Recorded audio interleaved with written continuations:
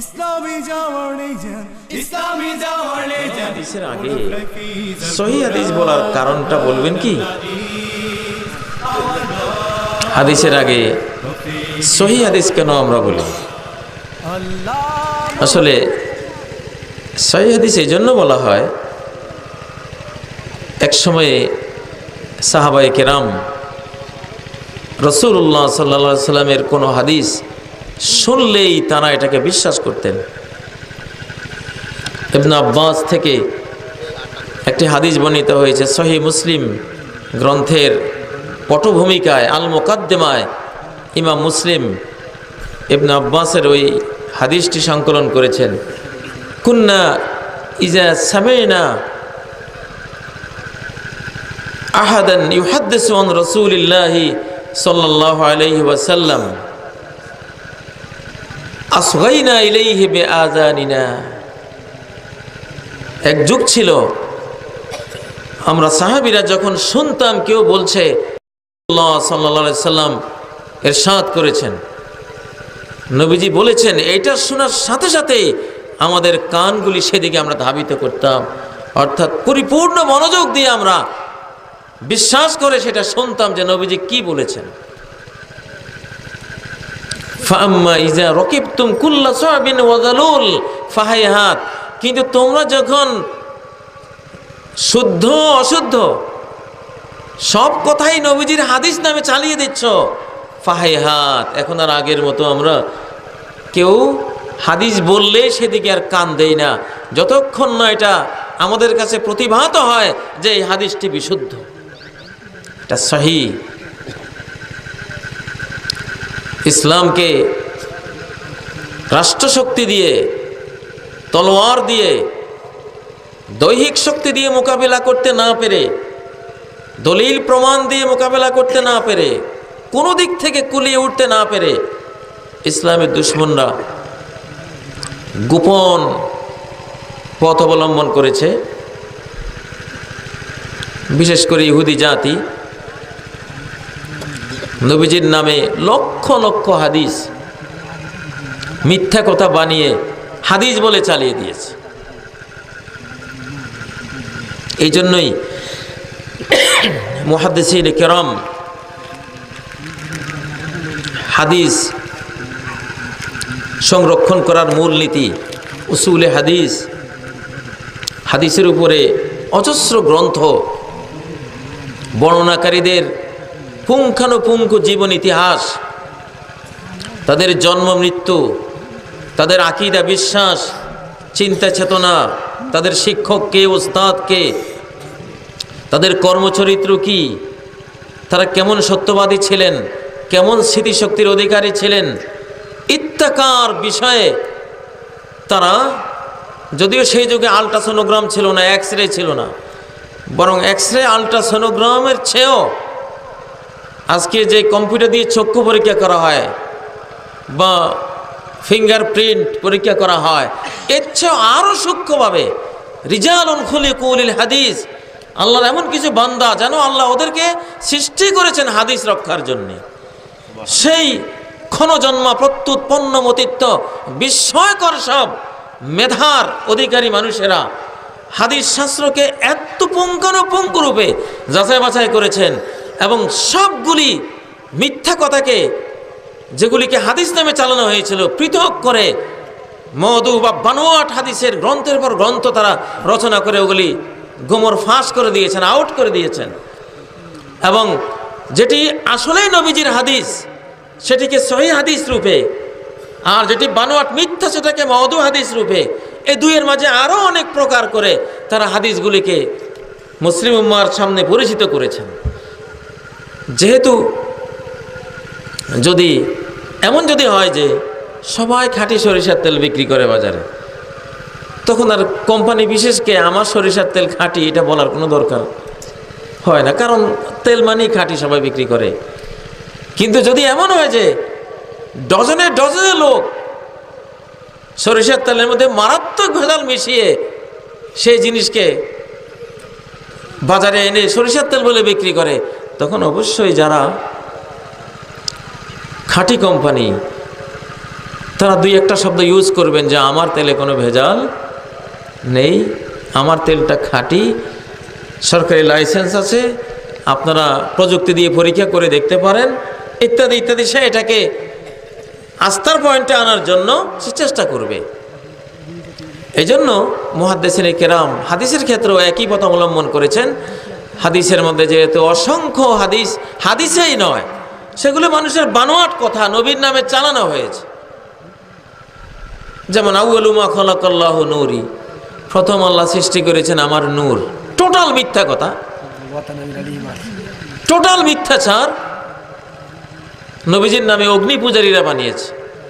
ওরা মনে করে যে আগুন বা আলো ছাড়া অন্য কোনো জিনিসের থেকে কোনো সৃষ্টি হলে সেটা ভালো না। শয়তানি তন্ত্র। শয়তান যেমন বলেছিল খালাকতানি মিন নারিন ও খালাকতাহু মিন তিন, আমাকে আগুন থেকে সৃষ্টি করেছেন আর তাকে মাটি থেকে। মাটির সৃষ্টি তো ভালো না, আমি ভালোবেসি। ঠিক ওই ইবলিসি চেতনাটাকেই নিয়ে আসা হয়েছে যে নবীজি তো মাটির তৈরি হলে ভালো না, ওনাকেও আগুন বা নূরের তৈরি হইতে হবে। অগ্নি পূজারীরা ওই সেই আদম আর ইবলিসের যে বিতর্ক হয়েছিল, বা ইবলিসের সাথে আদমের যে বিতর্ক হয়েছিল আগুনের সৃষ্টি আর মাটির সৃষ্টি নিয়ে, সেই থিমটাই প্রকারান্তরে সূক্ষ্মভাবে আমাদেরকে দিয়ে দিয়েছে যে আউয়ালু মা খালাকাল্লাহু নূরি, নাউযুবিল্লাহি মিন যালিক। এটা কোনো হাদিসের গ্রন্থেই নাই, টোটাল বানোয়াট মিথ্যা কথা এবং কোরআনের সাথে সাংঘর্ষিক। কোরআন বলেছে কুল ইন্নামা আনা বাশারুম মিসলুকুম, বলো আমি তোমাদের মতো একজন বাশার, তোমাদের মতো একজন মানুষ। নবীজিকে বলতে বলেছেন, তুমি বলো, তোমার মুখ দিয়ে বলো, কারণ তোমার উম্মত এটা নিয়ে গোলমাল করবে। তুমি কিসের তৈরি এটা নিয়ে অনেক গোলমাল হয়ে যাবে। অতএব তুমি নিজেই বলো, ঘোষণা করে রাখো কিয়ামত পর্যন্ত সমস্ত মানুষের সামনে যে আনা বাশারুম মিসলুকুম, আমি একজন বাশার। সে বাশার আবার কেমন? মিসলুকুম, তোমাদের মতোই। তোমরা যেমন মাটির তৈরি, আমিও মাটির তৈরি। তোমরা যেমন মাতা পিতার ঘরে এসো, আমিও মাতা পিতার ঘরে এসছি। তোমরা যেমন খাও পান করো, খাদ্য পানীয় ছাড়া বাঁচো না, আমিও খাদ্য পানি ছাড়া বাঁচি না। তোমরা যেমন ঘর সংসার বিবাহ সামাজিকতা করো, আমিও ঘর সংসার বিবাহ সামাজিকতা তোমাদের মতো আমার আছে। তোমরা যেমন দুঃখ ফেলে চোখের পানি পড়ে আর আনন্দ ফেলে হাস্যোজ্জ্বল হও, আমারও একই অবস্থা। তোমরা যেমন মরণশীল, আমিও মরণশীল। তোমাদের যেমন ছেলে মেয়ে আছে, আমারও ছেলে মেয়ে আছে। তোমাদের যেমন মা বাবা আছে, আমারও মা বাবা আছে। নবীজি বলেছেন ইন্নামা আনা বাশারুম মিসলুকুম, তোমাদের মতো মানুষ। আনসা কামা তানসাউন, তোমরা যেমন ভুলে যাও আমিও ওরকম ভুলে যাই, কিন্তু আমার ভুলের উপর আমাকে রাখা হয় না। আল্লাহ তাআলা আমাকে ফেরেশতার মাধ্যমে সংশোধন করিয়ে দেন। তোমাদের মতো একজন মানুষ, কি সুন্দর কথা। আচ্ছা, এটা সূরা কাহফের 110 নম্বর আয়াত। নবী নিজেই ঘোষণা করেছেন তিনি আমাদের মতোই একজন মানুষ। পার্থক্য হলো ইউহা ইলাই, তোমাদের কাছে ওহী আসে না, আমার কাছে ওহী আসে, এই বিশাল একটা পার্থক্য। কিন্তু সৃষ্টিগত উপাদানের কোনো পার্থক্য নাই, নূরের আর মাটির তৈরির কোনো পার্থক্য নাই। মাটির মানুষ এই পার্থক্য করে আমি ওহী পাই, তোমরা ওহী পাও না। এখন এই বাসার যে মানুষ মাটির তৈরি, এটা সূরা সাদের 71 নম্বর আয়াত আল্লাহ ক্লিয়ার করেছেন। আরও অনেক আয়াতেও একই অর্থের বর্ণনা আছে। সেখানে আল্লাহ বলেছেন ইন্নী খালিকুন বাশারাম মিন তিন, আমি মানুষ সৃষ্টি করব মিন তিন, কাদা থেকে, মাটি থেকে। আল্লাহ তো বলেনি ইন্নী খালিকুম বাশারাম মিন নূর, আমি নূর থেকে মানুষ সৃষ্টি করবো, আল্লাহ তো বলেননি। আল্লাহ বলেছেন মাটি থেকে। তাহলে এই জাতীয় এই যে আউয়ালু মা খালাকাল্লাহু নূরি, আল্লাহ প্রথম আমার নূর সৃষ্টি করেছেন, এগুলো অগ্নি পূজারীদের মিথ্যা কথা, যারা আগুন ছাড়া বা আলো ছাড়া আর কিছুর মধ্যে কোনো ভালো খুঁজে পায় না, তাদের তৈরি জিনিস। অথচ সহিহ হাদিস ছিল, সহিহ বুখারীর হাদিস, আউয়ালু মা খালাকাল্লাহু আল কলম, সর্বপ্রথম আল্লাহ কলম সৃষ্টি করেছে। কারণ যে কোনো জিনিসের আগে পরিকল্পনাটা হয়, লিখা হয়, সেই পরিকল্পনা লিখার জন্য কলম সৃষ্টি করেছেন সর্বপ্রথম। এটা হলো সহিহ হাদিস। আর নবী সম্পর্কে সহিহ হাদিস যেটা আছে, কুতিবতু নাবিয়্যান ওয়া আদামু বাইনার রূহি ওয়াল জাসাদ, আমাকে নবী রূপে লেখা হয়েছে তখন যখন আদম আত্মা আর বডির মধ্যে ছিল। আদমের সৃষ্টি কমপ্লিট হয় নাই, আমি তো সৃষ্টি হই নাই, প্রশ্নই আসে না। কারণ বাবায় সৃষ্টি হয় নাই, আমি সৃষ্টি হব কোত্থেকে? কলা গাছই এখনো তৈরি হয় নাই, কলা হব কোত্থেকে? এখন আদমকে সৃষ্টি করা হচ্ছিল, আদমের ঔরসে আমি আসব, এটা লেখা হয়েছে কুতিবতু নবিয়ান। কিন্তু প্রতারকরা এই কুতিবতু এই শব্দকে পাল্টিয়ে ওরা এক জায়গায় বলছে কুন্তু।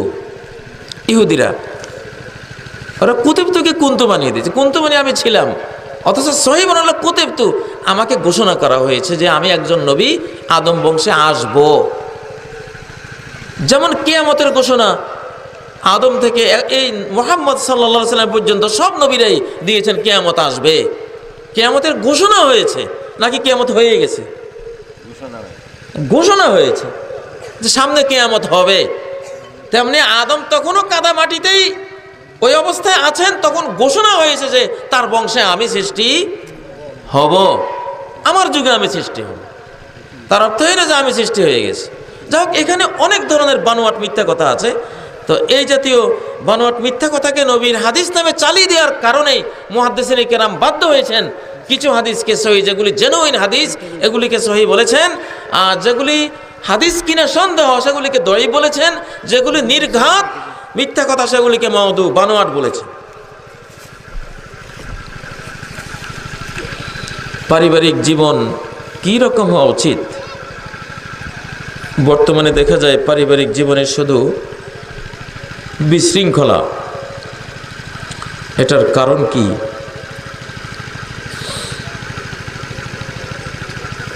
পারিবারিক জীবন কি রকম হওয়া উচিত? যেমন টায়ার আর টিউব, টিউবটা ভিতরে থাকা উচিত আর টায়ারটা বাইরে থাকা উচিত। এখন টিউব যদি আন্দোলন শুরু করে দেয়, ওরে টায়ার, জনম ভরে তুই বাইরে থেকেছিস, বাইরের আলো বাতাস, নিখিলের এত শোভা, এত রূপ, এত হাসি গান সব তুই ভোগ করেছিস বাইরে থেকে দেখে, আর আমার কিছুই দেখাসনি। নন্দন পার্কে তুই ঘুরিস, চিড়িয়াখানায় তুই দেখিস, নিত্য নতুন শহর নগর তোরই নজরে আসে, আর আমি তোর ভিতরে টিউব হয়ে থাকে, আমি আর সহ্য করতে পারছি না। এখন থেকে আমি আর তোমার ভিতরে থাকবো না, আমিও বাইরে থাকবো। টিউব যদি আন্দোলন করে এইভাবে টায়ারের ভিতর থেকে বেরিয়ে যায়, আর এই বেচারি দুর্বল টিউবকে যদি ট্রাকের রিংয়ের নিচে এভাবে সেট করে হাওয়াতে দিয়ে, হাওয়া দিবে কি? হাওয়া দেওয়ার আগে তো বাস্ট হয়ে যাবে। টিউব বেচারি হাওয়া দেওয়ার সময়টাও পাবে না, হাওয়া লোড করার সময়টাও পাবে না, এর আগে পাংচার হয়ে যাবে ট্রাকের প্রেসারে। তাহলে পারিবারিক জীবনটা কীরকম উচিত? ঠিক টায়ার আর টিউবের জীবন যেরকম, টায়ারটা বাইরে থাকা উচিত, টিউবটা ভেতরে থাকা উচিত। এটাই আল্লাহ বলেছেন, ওয়াকরনা ফি বুয়ুতিকুন্না, ও নারীরা, ও টিউবেরা, করনা ফি বুয়ুতিকুন্না, ঘরের ভিতরে থাকো। কোথায় থাকো? ঘরের ভিতরে থাকো। পৃথিবীর অর্ধেক কাজ ঘরের ভিতরে, আর বাকি অর্ধেক বাইরে। বাকি অর্ধেকটা পুরুষরা করো, আর ভিতরের অর্ধেকটা তোমরা করো। ওয়াকরনা ফি বুয়ুতিকুন্না, তোমরা ভিতরে থাকবে না কেন? তোমাদেরকে তো ভিতর থেকে সৃষ্টি করা হয়েছে। ইন্নান নিসা খুলিকনা মিন দিলআইন আইসার, আদমের বাম পাঁজরের বুকের অস্থির নিচে, চামড়ার নিচে, মাংসপেশির নিচে দেখা যায় না যে পাঁজরগুলি, ওই পাঁজরের একটা হাড্ডি কেটে সেখান থেকে ডিএনএ আরএনএ যেটা লেগেছে আল্লাহ তাআলা জেনেটিক সিস্টেম বা অন্য যে কোনো সিস্টেমে তিনি হাওয়াকে তৈরি করেছেন। তো হাওয়া তো তৈরি হয়েছে এমন একটা জিনিস থেকে যেটা আজীবন পর্দার ভিতরে থাকে। হাওয়ার সৃষ্টির উপাদানটাও পর্দার ভিতরে ছিল, আদমের চামড়ার ভিতরে ছিল, এটা দেখা যায় না, এটা লুকিয়ে রাখার জিনিস। এই জন্য নারী জাতি, তারা যেহেতু স্বর্ণ জাতি আর পুরুষ লোহার জাতি, লোহা ব্যবসা যারা করে এটা রাস্তাঘাটে ফেলে রাখে, লোহার রড, এটা যেখানে সেখানে থাকতে পারে, সমস্যা নেই। কিন্তু স্বর্ণ কোনো সময় বাইরে থাকে না, স্বর্ণ সবসময় আলমারির ভিতরে, সেখানে আবার আরও সেফটি সেখানে থাকে, কলাপসিবল গেট থাকে, দারোয়ান থাকে, এবং আর্মসওয়ালা পাহারাদার, এগুলি সব থাকে। এত সেফটির ভিতরে স্বর্ণ রাখতে হয়।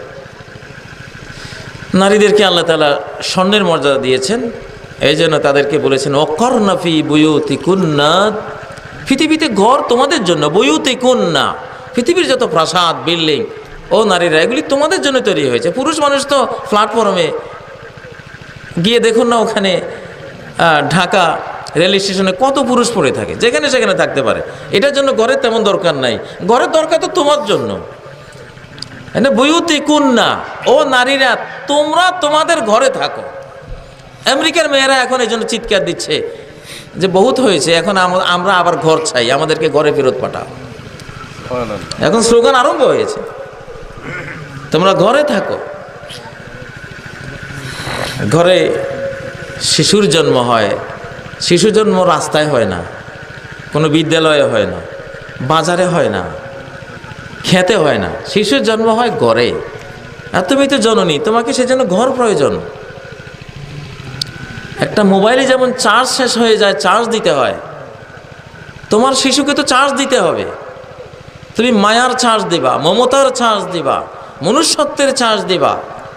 তুমি ঘরের থেকে 5-6 বছর একটা শিশুকে মনুষ্যত্বের চার্জিং করলে, মায়া স্নেহের চার্জিং করলে, সুন্দর কথা মিষ্টি কথার চার্জ দিলে, এই শিশু মরণ পর্যন্ত সৎ মানুষ, কোমল মানুষ, একজন মায়াবী মানুষ রূপে মানুষকে সে মূল্যায়ন করবে। মনুষ্য সমাজে স্নেহ মায়ার সে চর্চা করবে। তুমি যদি ঘর ছেড়ে বাইরে চলে যাও, তোমার স্বামীও বাইরে, তুমিও বাইরে, এই ছেলেকে মায়ার চার্জিং করবে কে? তাকে স্নেহ শেখাবে কে? মনুষ্যত্বের তালিম কে দেবে? ফলে এই শিশু একদিন খুনি হবে, এই শিশু একদিন নিষ্ঠুর পাষণ্ড হবে, মানুষের জুলুম করবে। ইতিহাসে যত বড় বড় জালিম, এদের ইতিহাস খুঁজলে দেখা যায় এদের পরিবারে এরা চার্জটা পায়নি। এদের পরিবার ছিল অশান্তির, মাতা পিতার মারামারির, কিলাকিলির, বিচ্ছিন্নতার। হিটলারের মা, হিটলার নিজে জারদ ছিল, তার ঘরে কোনো শান্তি ছিল না। এই জাতীয় ইতিহাসগুলি, আরো কিছু বিশ্বের অনেক বড় বড় নেতারা আছেন যাদের ইতিহাসে এরকম। যাই হোক, যুক্তির তো অভাব নেই এক্ষেত্রে। তো পরিবারটা কেমন হওয়া উচিত? নারীরা ঘরে থেকে মানুষগুলিকে মানুষ বানানো উচিত। তাহলে এই ঘরে সৎ মানুষ তৈরি হবে, মেধাবী মানুষের সন্তান এই ঘরে আসবে, এবং সচ্চরিত্রবান শিশু এই ঘরে জন্ম হবে, সুস্থ শিশু এই ঘরে জন্ম হবে। আর মাগুলি যদি বেরিয়ে যায় পুরুষের মতো, আর শত শত চক্ষুর বদনজরের আওতায় সে আসে। আল আইনু হাক্কুন, নবীজি বলেছেন, কুনজর বাস্তব। আল্লাহর তকদিরে যত মানুষ মারা যায়, পরে পরে বেশি মারা যায় মানুষের কুনজরে। আর কুনজরের সবচেয়ে বড় শিকার হয় নারী জাতি। মা যদি কুনজরের শিকার হন, অবশ্যই তার সন্তানও কুনজরের শিকার হবে। আজকে যে বছরে 16 লক্ষ সন্তান এই বাংলাদেশে অটিস্টিক, অ্যাবনর্মাল, প্রতিবন্ধী, হাবাগোবা, পাগল এসব হয়ে জন্ম লাভ করছে, এর পিছনে বড় ধরনের দায়ী হলো মায়েদের গৃহত্যাগ করে বাইরে চলে যাওয়া। মায়েরা যখন ঘরে ছিলেন তখন এই বাংলাদেশে 16 লক্ষ কেন, বছরে 16টা শিশু অ্যাবনর্মাল জন্মিত কিনা সন্দেহ আছে। আমরা জানি না, আমাদের ইতিহাসে জানা নেই। যাই হোক, পারিবারিক জীবন কি রকম হওয়া উচিত, কি রকম হওয়া উচিতের মধ্যে তো বহু রকম আছে, এগুলো আসলে সংক্ষিপ্তভাবে উত্তর দেওয়া যাবে না। তবে যেটা বলবো, আল্লাহ বলেছেন কোরআনে সূরা আহজাবে, সেখানে বলেছেন ওয়াজকুরনা মা ইউতলা ফি বুয়ুতিকুন্না মিন আয়াতিল্লাহি ওয়াল হিকমা, তোমাদের ঘরগুলিতে ও নারীরা তোমরা আল্লাহর আয়াত চর্চা করো। গান বাজনা না, হিন্দি সিরিয়াল না, স্টার প্লাস না, ডোরিমন না, দুনিয়ার নষ্টামি বষ্টামি, সেক্স, ভায়োলেন্স না। ঘরগুলি কেমন হওয়া উচিত? ওয়াজকুরনা ফি বুয়ুতিকুন্না, ঘর এটা মানুষের হৃৎপিণ্ডের মতো। ঘর যার আক্রান্ত হয়েছে তার সবই শেষ। ঘর হলো সর্বশেষ দুর্গ, যে দুর্গ হারালে একটা মানুষের সমাজ শেষ। এই সর্বশেষ দুর্গের উপরে আজকে বিভিন্ন চ্যানেলের মাধ্যমে প্রতিদিন শত শত চ্যানেলরূপী ক্ষেপণাস্ত্রের আঘাত নিরন্তর হয়ে চলেছে, মেছাকার করে দিচ্ছে, মনুষ্যত্বের সব চরিত্র ধুয়ে মুছে ফেলছে। তো সেই ঘর নামক দুর্গে ওই সময় চর্চা করো না, চর্চা করো মা ইউতলা ফি বুয়ুতিকুন্না মিন আয়াতিল্লাহি ওয়াল হিকমা। পরিবার কেমন হওয়া উচিত? প্রতিটি পরিবার কোরআনের বিদ্যালয় হওয়া উচিত। এই আয়াত বলছে সূরা আহজাবের 32-33 নম্বর আয়াত। এগুলি পড়লে দেখুন ঘরগুলি কেমন হওয়া উচিত। আমি দেখেছি আমার পরিবারে, আমি আমার সন্তানগুলিকে তাদের মাতৃগর্ভে যখন তারা জন্ম হয় 5 মাস থেকে তাদের কান সৃষ্টি হয়, আমি 5 মাস থেকে কোরআন শুনিয়েছি আলহামদুলিল্লাহ। জন্মের পরে দেখা যায় 2 বছরে 1 পারা মুখস্থ। ওরা ভ্রূণ অবস্থা থেকে কোরআন শোনে। আমার শিশুগুলি আমি দেখেছি কেউই গান শুনলে ওরা কানে হাত দেয়, একজন আরেকজনকে বলে যে ও দোজখে যাবে, ও গান শুনতেছে, বাজনা শুনতেছে, জাহান্নামে যাবে, একজন আরেকজনকে সতর্ক করে। অথচ কিছু পরিবার আছে কোরআন চালু করলে শিশুরা বন্ধ করে দেয়, গান চাই। কারণ কি? যাকে যেভাবে তার বিয়ে করা হয় সেভাবে তো সে গড়ে ওঠে। আমরা মুসলিম, আমাদের শিশু পালনের, পারিবারিক জীবনের ইসলামিক ওয়ে আছে, সভ্যতা আছে, সভ্যতা আছে এখানে। আমাদের গৃহ সভ্যতা হলো আমাদের গৃহের অভ্যন্তরে কোরআন এবং হাদিসের চর্চা হবে। প্রথম বিদ্যালয় মুসলমানের, প্রতিটি শিশুর, প্রতিটি নরনারীর প্রথম বিদ্যালয়, সবচেয়ে গুরুত্বপূর্ণ বিদ্যালয় হলো তার নিজের ঘরখানি। মা ইউতলা ফি বুয়ুতিকুন্না, বুয়ুত তোমাদের ঘর। মুহাম্মদুর রাসূলুল্লাহর আমলে তো এত মাদ্রাসা ছিল না, এত বিদ্যালয় ছিল না, ইউনিভার্সিটি ছিল না। কোথায় এত কোরআন শিখেছে তারা? কোথায় এত হাদিস শিখেছে তারা? ঘরের মধ্যে প্রতিটি ঘর ছিল বিদ্যালয়। অতএব পারিবারিক জীবন কিভাবে যাপন করতে হবে কোরআনে বলে দিয়েছে যে এগুলোকে কোরআন সুন্নাহর বিদ্যালয় বানাও। সামনে গিয়ে আল্লাহও বলেছেন ইন্নামা ইউরিদুল্লাহু লিইয়ুযহিবা আনকুমুর রিজসা আহলাল বাইত। ওহে ঘরবাসিনীরা, আল্লাহ চান সর্বপ্রকারের অপবিত্রতা তোমাদের জীবন থেকে দূর করে দিতে। ওয়ায়ুতাহিরাকুম তাতহীরা, তোমাদেরকে সম্পূর্ণরূপে পবিত্র করতে চান তিনি। অতএব পবিত্রতার চর্চা করতে হবে। আর এখানে যেহেতু একটা প্রশ্ন আছে যে পারিবারিক জীবনে শুধু বিশৃঙ্খলা, এটার কারণ কি? এটার বড় একটা কারণ হলো পরিবার চলে ভালোবাসার উপরে, আই লাভ ইউর উপরে চলে। এখন আই লাভ ইউ চলে গেছে বাইরে, পরিবারের বাইরে। আমি তোমায় ভালোবাসি আর পরিবারের ভিতরে নাই। এখানে শুধু আমি তোমায় মন্দবাসি,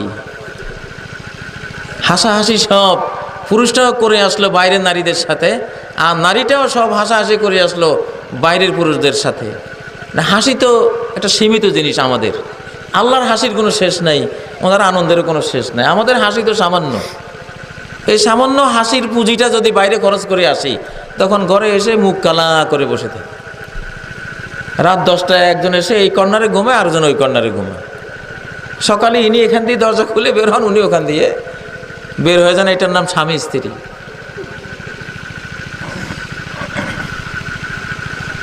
এটা দিয়ে পরিবার হয় না। ওয়াজআলা বাইনাকুম মাওয়াদ্দাতাও ওয়া রাহমা, ভালোবাসা চর্চার জায়গা হলো ঘর, পরিবার। এখানে ভালোবাসা দিতে হবে।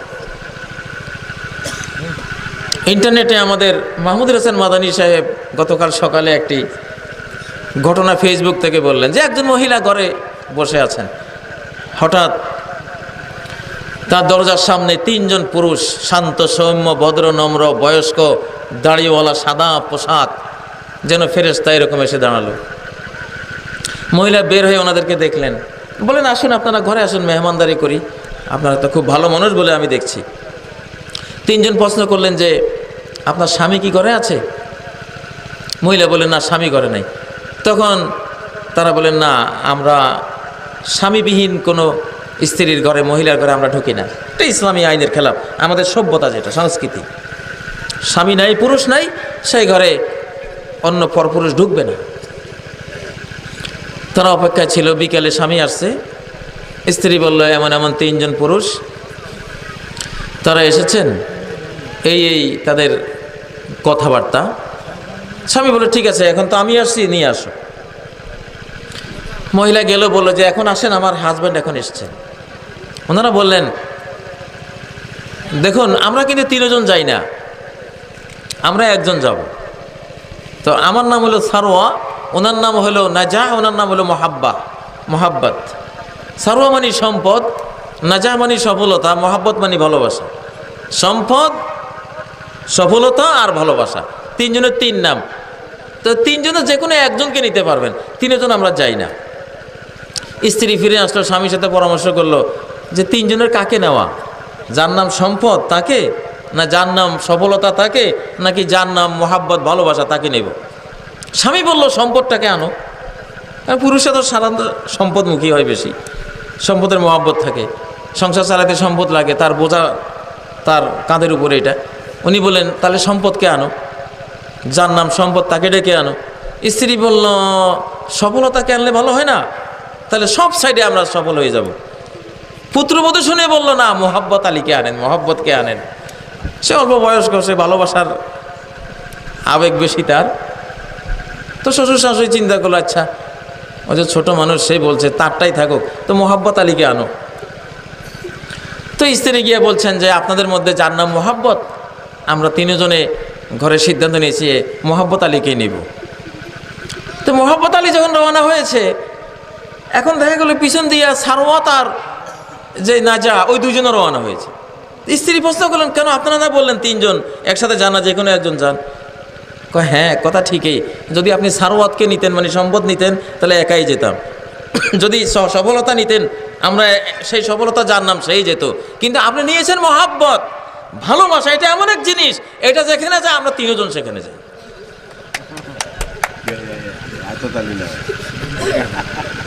তো এইটাই আজকে বিশ্ব বিশৃঙ্খলা, পারিবারিক বিশৃঙ্খলার মূল কারণ হলো ভালোবাসা সবটুকু বয়ফ্রেন্ড আর গার্লফ্রেন্ডকে দিয়ে আসে। বইয়ের জন্য তো কিছু নাই, বইয়ের অন্তরও স্বামীর জন্য কিছু নাই, বুঝেছেন? ভালোবাসা ছাড়া পরিবার টিকে না। সমাজ চলে যুক্তির উপরে, পরিবার চলে শুধুই ভালোবাসার উপরে। এখানে আই লাভ ইউ দরকার, এখানে আই লাভ ইউ ছাড়া চলবে না। এখানে প্রিন্সিপালিটি দেখাবেন আমি ডিরেক্টর, আমি সচিব, এ চলবে না। আপনি হন না জাতিসংঘের মহাসচিব, তাতে কি? বউ তো বুঝে আপনার সব গুমর ওনার কাছে আউট। আপনার কি দাম আছে? দুনিয়াতে কোনো পুরুষের স্বামীর কাছে মর্যাদা পাইছে বলে ইতিহাসে জানি না, একমাত্র মুহাম্মদুর রাসূলুল্লাহ সাল্লাল্লাহু আলাইহি ওয়াসাল্লাম ওনার মতো যারা ছিলেন এরা ছাড়া। যাই হোক, তো বিশ্বব্যাপী পারিবারিক বিশৃঙ্খলার বড় কারণ ছিল অনেকগুলি কারণ, তার মধ্যে কিছু আমরা আলোচনা করেছি। বাংলাদেশে খুন খারাপি বেড়ে গেছে, এটাকে কিভাবে প্রতিরোধ করা যায়? খুন খারাপি বেড়েছে যেটার কারণে, সেই কারণটা যদি দূর হয় খুন খারাপি দূর হয়ে যাবে। নবীজি বলেছেন, আবু দাউদের একটি হাদিস, আলবানী বলেছেন হাদিসটি সহিহ, এবং কোরআনেও সূরা আল আনামের 65 নম্বর আয়াতে এটা আছে। আগে কোরআনের আয়াতটাই বলি, কুল হুয়াল কাদিরু আলা আন ইয়াবআসা আলাইকুম আযাবাম মিন ফাওকিকুম। এই আয়াতে 3টা প্রস্তাব আছে, মানে উম্মত যখন পাপাচারে লিপ্ত হবে, চরিত্রহীন হবে, নামাজ তরক করবে, শিরিক বেদাতে পড়বে, ঘুষ খাবে, সুদ খাবে, জিনা ব্যভিচার, বিভিন্ন পাপাচারে যখন তার আকীদা খারাপ, তার ইবাদত খারাপ, তার আখলাক খারাপ, তার লেনদেন মুআমালা খারাপ, ইত্যাকার খারাপিতে যখন পড়বে, তখন একটা শাস্তি আসবেই, আসমান থেকে শাস্তি আসবেই। সব জাতির উপরে কম বেশি শাস্তিগুলি গিয়েছে, নূহ পরবর্তী সকলের উপরে গিয়েছে। তো আল্লাহ এই উম্মতকে প্রস্তাব করছেন নবীজির মাধ্যমে, তোমরা কোনটা নিবা? শাস্তির 3টা রূপ, হে মুহাম্মদ তুমি কোনটা নিবা বলো। কুল হুয়াল কাদিরু আলা আন ইয়াবআসা আলাইকুম আযাবাম মিন ফাওকিকুম, ডাইরেক্ট তোমাদের উপর থেকে, আকাশ থেকে কোনো গজব দেব কিনা। যেমন সামুদ জাতিকে শনি আর মঙ্গলের বেল্টে যেই ক্ষেপণাস্ত্রগুলি ঘন্টায় 3 লক্ষ কিলোমিটার গতিতে ঘুরে, এক একটা ক্ষেপণাস্ত্র 40 কিলোমিটার লম্বা, কোনোটা 100 কিলোমিটার লম্বা, মিটিউর অ্যাস্টেরয়েড যেগুলিকে বলা হয়, গ্রহাণু বলা হয়, ঘন্টায় 3 লক্ষ কিলোমিটার গতিতে ঘুরতেছে। একটা মেরে দিলে গোটা পৃথিবী শেষ। আল্লাহর টুমাহক ক্রুজ ক্ষেপণাস্ত্র লাগে না, ওনার ক্ষেপণাস্ত্র শনি আর মঙ্গলের বেল্টে ঘুরতেছে সবসময়। তা আল্লাহ প্রস্তাব করতেছেন, যখন তোমরা অন্যায় করবা ওরকম 2-1টা মারবো কিনা, উপর থেকে দেবো কিনা 2-1টা শাস্তি, আযাব। নবীজি বলেন, আউযু বিওয়াজহিক, আল্লাহ আপনার কাছে পানা চাই, উপরের শাস্তি চাই না, এটা ভয়াবহ। দ্বিতীয় প্রস্তাব আল্লাহ করলেন, আও মিন তাহতি আরজুলিকুম, নিচেরটা নিবা, ভয়াবহ ভূমিকম্প দিয়ে একেবারে তলিয়ে দেব, এরকম কিছু নিবা। নবীজি বলেন, আউযু বিওয়াজহিক, আল্লাহ এটাও মাফ করেন, আমার উম্মত পাপ করলে এত বড় শাস্তি দিবেন না। 3 নম্বর প্রস্তাব আল্লাহ দিলেন, আও ইয়ালবিসাকুম শিয়া, তোমাদেরকে বিভিন্ন দলে উপদলে টুকরা টুকরা করে দিবেন। এক জাতি হলে কি হবে, বহু দলে দলে বিভক্ত হয়ে যাইবা, আর এক দল আরেক দলকে খুন করবা, মারবা। ওয়ায়ুযিকা বাদাকুম বা'সা বা'দ, এক দলকে দিয়ে আরেক দলকে ভয়াবহ শাস্তি আস্বাদন করাবেন, খুন জখম বন্দি করাবেন, যখন পাপাচারে লিপ্ত হবা তখন এটা নিবা হে মুহাম্মদ। নবীজি বলেন, হাজা আহওয়ান, আল্লাহ এটা নিলাম, এটা সহজ ওই দুইটার তুলনায়। বুঝেছেন? এবার বাংলাদেশ না শুধু, সারা মুসলিম জাহানে খুন খারাপি কেন হয়?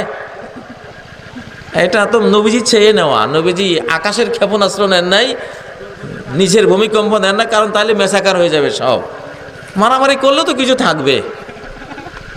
সেটা তিনি নিয়েছেন যে পাপ তো করবে, পাপের তো একটা শাস্তি পেতেই হবে, সেই শাস্তি হলো এইটা। এখন যদি পাপ বর্জন করি, তওবা ইস্তেগফার করি, সবাই জীবন সুন্দর করে দেই, আস্তে খুন খারাপ বিষয় সব উঠে যাবে ইনশাআল্লাহ। এটা একটা কারণ। এই কারণটাকে আবু দাউদের হাদিসে ব্যাখ্যা করা হয়েছে, উম্মতি হাযিহি উম্মাতুন মারহুমা লাইসা লাহা আযাবুন ফিল আখিরা, আমার উম্মত হলো রহমতপ্রাপ্ত উম্মত, লাইসা লাহা আযাবুন ফিল আখিরা, আখিরাতে এর কোনো আযাব নাই। আযাবুহা ফিদ দুনিয়া, যত আযাব হয়ে যাবে দুনিয়াতেই। শাস্তি কোথায় হয়ে যাবে? দুনিয়াতে হয়ে যাবে। আযাবুহা ফিদ দুনিয়াল ফিতানু ওয়াল কাতলু ওয়াজ জালাজিল, সে শাস্তি হবে বিভিন্ন ফিতনা ফাসাদ, খুন খারাপি, কিছু টুকটাক ভূমিকম্প, এগুলো দিয়ে আল্লাহ তাআলা তাদের দুনিয়ার পাপাচারগুলি ক্ষমা করে দেবেন, আখিরাতে মুক্তি দিয়ে দিবেন, জান্নাত দিয়ে দিবেন। আপনারা দেখবেন কোনো বাজারে পকেটমার ধরা পড়লে, যে কোনো বাজারে পকেটমার গেলে 15-20 জন তার লোকবল নিয়ে যায়, সে যে আমি ধরা পড়লে তোরা সবাই আগে আমার ঘেরাও দিবি। ঘেরাও দিলেই পাবলিক মনে করবে যে আমি শেষ, তখন তোরা পাবলিককে দেখাবার জন্য কিছু কিল ঘুষি কলার ধরে টানবি, ধাক্কা দিবি, ফেলে দিবি, আমাকে মারধর করতে করতে নিয়ে যাবে, দূরে নিয়ে চাটা খাওয়াই পরে পার করে দিবে আর কি। তো পকেট মারার লোকেরা কিন্তু এভাবে পকেট মাকে ধরে, খুব খুব জোরে ঘুষি তোলে দেয় আস্তে, কারণ নিজের লোক তো। লঘু শাস্তি দিয়ে, লঘু দণ্ড দিয়ে গুরুদণ্ড থেকে বাঁচাচ্ছে, কারণ পাবলিক পিটুনি বললে মারা পড়বে। এই জন্য নিজের লোকেরাই মারে, কিল ঘুষি দেয়, কিল থাপ্পড় দেয়, দিয়ে দিতে দিতে আস্তে আস্তে দূরে লোকচক্ষুর অন্তরালে নিয়ে তারপরে পার করে দেয়। তো পকেট মার যে তার লোকদের হাতে কিছু কিল খেলো, ঘুষি খেলো, থাপ্পড় খেলো, ব্যথা পাইছে না? কিছু ব্যথা তো পাইছেই, কিন্তু বড় ব্যথা থেকে বেঁচে গেছে। তো উম্মতে মুহাম্মাদিয়ার উপরে যে কিল ঘুষি আইতে আছে এখন সব দেশেই, এগুলি জাহান্নামের শাস্তির তুলনায়, একটা লোকে যদি সারা শরীর ক্যান্সার হয়ে পচে গলে পোকা পড়তে শুরু করে, তবু জাহান্নামের 1 সেকেন্ডের শাস্তির তুলনায়ও কিছু না। জাহান্নামে বললে সে মনে করবে ওই যে পচনশীল ক্যান্সার বডি নিয়ে ছিলাম, ওইটা কত শান্তির ছিল। তো আল্লাহ তাআলা আখিরাতের শাস্তি থেকে বাঁচাবার জন্য এটা করছেন। এখন এখান থেকে উত্তরণের পথ একটাই, কোরআন সুন্নাহ দিকে আসতে হবে, এছাড়া আর কোনো বাঁচার রাস্তা নেই। কোরআন সুন্নাহর শিক্ষা যাতে শিক্ষিত হলে, এই চরিত্রবান হলে ইনশাআল্লাহ এইসব খুন খারাপি বন্ধ হয়ে যাবে। এর আগে বন্ধ কেউ করতে পারবে না, এটা জাতীয় শাস্তি। উম্মালুকুম আমালুকুম আমালুকুম উম্মালুকুম, সহিহ হাদিসে নবীজি বলেছেন, তোমাদের চরিত্রই তোমাদের সরকার, তুমি যে চরিত্রের হবা তোমার সরকার সেই চরিত্রের হবে। চরিত্র পাল্টাও, তাহলে সরকারও কি হয়ে যাবে? চরিত্র ভালো, সরকারও কি হবে? ভালো হবে। চরিত্র মন্দ, সরকারও মন্দই হবে। মন্দের জন্য মন্দ আসবেই, ভালোর জন্য ভালো আসবে, এটাই আল্লাহর নিয়ম। প্রশ্নটি করেছেন বাংলাদেশ নিয়ে, আমি উত্তর দিয়েছি সারা পৃথিবী নিয়ে, গোটা মুসলিম জাহানের বর্তমান যে চিত্র, এটার সমাধান কিন্তু ওইটাই। হ্যাঁ, এখানে যে 3 নম্বর প্রশ্ন, এটাও ওরকমই, যে বর্তমান বিপর্যস্ত মুসলিম সমাধান কোন পথে? ইসলামের পথে। শুধু মুসলিম জাহান না, গোটা পৃথিবীরই সমাধান এখন ইসলামের পথে। আপনারা তো জানেন, পত্রপত্রিকা পড়েন যে আমেরিকায় টুইন টাওয়ারের ঘটনার পরে প্রতি বছর এখন 1 লক্ষ খ্রিস্টান ইসলাম কবুল করতেছে। আর ব্রিটেনের অবস্থা তো এমন হয়েছে যে আগামী 10 বছরে মুসলিম প্রধান দেশে পরিণত হবে ব্রিটেন। এবং জার্মানির অবস্থা শুনেছেন যে 45,000 গির্জার মধ্যে 2015-এর ভেতরে তাদের 22,500 গির্জা বিক্রি হয়ে যাচ্ছে, আর বাকি 2 বছরে বাকি 22,500 বিক্রি হয়ে যাবে। ওদের ওইসব ধর্মকর্ম লোক এখন আর নাই, এগুলি সব কিনতেছে মুসলিমরা। অধিকাংশ মুসলিমরা কিনে কিনে মসজিদ, মাদ্রাসা, মক্তব এগুলি বানাচ্ছে, স্কুল বানাচ্ছে। আলহামদুলিল্লাহ, এখন আর কোনো দিক যাওয়ার রাস্তা নাই। তো গোটা মানব বিশ্বেরই এখন গন্তব্য একদিকেই, সেটা হলো ইসলাম। ইসলামের দিকে আসবে ইনশাআল্লাহ। সেই ক্ষেত্র প্রস্তুত হচ্ছে চতুর্দিকে, সর্বদিক থেকে। অর্থনীতির দিক থেকে যেমন ইসলামী অর্থনীতির এখন জয় জয়কার সারা বিশ্বে। জাপানের মতো দেশ profit and loss sharing business তারা বের করেছে, তারা লাভ লস শেয়ারিংয়ের ভিত্তিতে তারা ব্যবসা শুরু করে দিয়েছে, ইসলামিক বাণিজ্য যেটা। সুইজারল্যান্ড বলেন, আমেরিকা বলেন, ইউরোপ বলেন, ব্রিটেন বলেন। ব্রিটেনের ডেভিড ক্যামেরন তো বলেছেন যে ইন্টারন্যাশনাল ইসলামিক ইকোনমিক ফোরামের মিটিংয়ে ডেভিড ক্যামেরন প্রধানমন্ত্রী বলেছেন যে মুসলিম ভাইয়েরা, তোমরা ব্রিটেনকে ইসলামিক অর্থনীতির সেন্টার বানাও, যা লাগে যত কিছু করতে সব আমি করে দেব তোমাদের। তাদের সবচেয়ে বড় নীতি হলো অর্থনীতি। সেই অর্থনীতিতেই যখন তারা ফেলিওর এবং ইসলামের কাছে আসতে বাধ্য হয়েছে, তাহলে আর বাকিগুলি তো হিসাবের বাইরে। ইনশাআল্লাহ ইসলামে আসতে বাধ্য হবে। বর্তমানে দেখতে পাচ্ছি জেনারেল শিক্ষিত মুসলিম মহিলা ও পুরুষ ইসলামের দিকে বেশি ঝুঁকছে। এটাকে আপনি কিভাবে দেখেন? এটা আলহামদুলিল্লাহ, যার পিপাসা যত বেশি সে পানির দিকে তত বেশি ধাবিত হয়, এটাই স্বাভাবিক। আর জেনারেল শিক্ষিত মুসলিম মহিলা ও পুরুষ ইসলামের দিকে বেশি ঝুঁকছে, এর একটা বড় কারণ হলো তারা ইন্টারনেট দেখে, তারা ফেসবুক দেখে, তারা মিডিয়া দেখে। আর মিডিয়াতে এখন বিশুদ্ধ ইসলামী আকীদা, সহিহ সুন্নাহর চর্চা ব্যাপক হারে শুরু হয়েছে। আলহামদুলিল্লাহ, এটা আল্লাহর একটি বড় রহমত।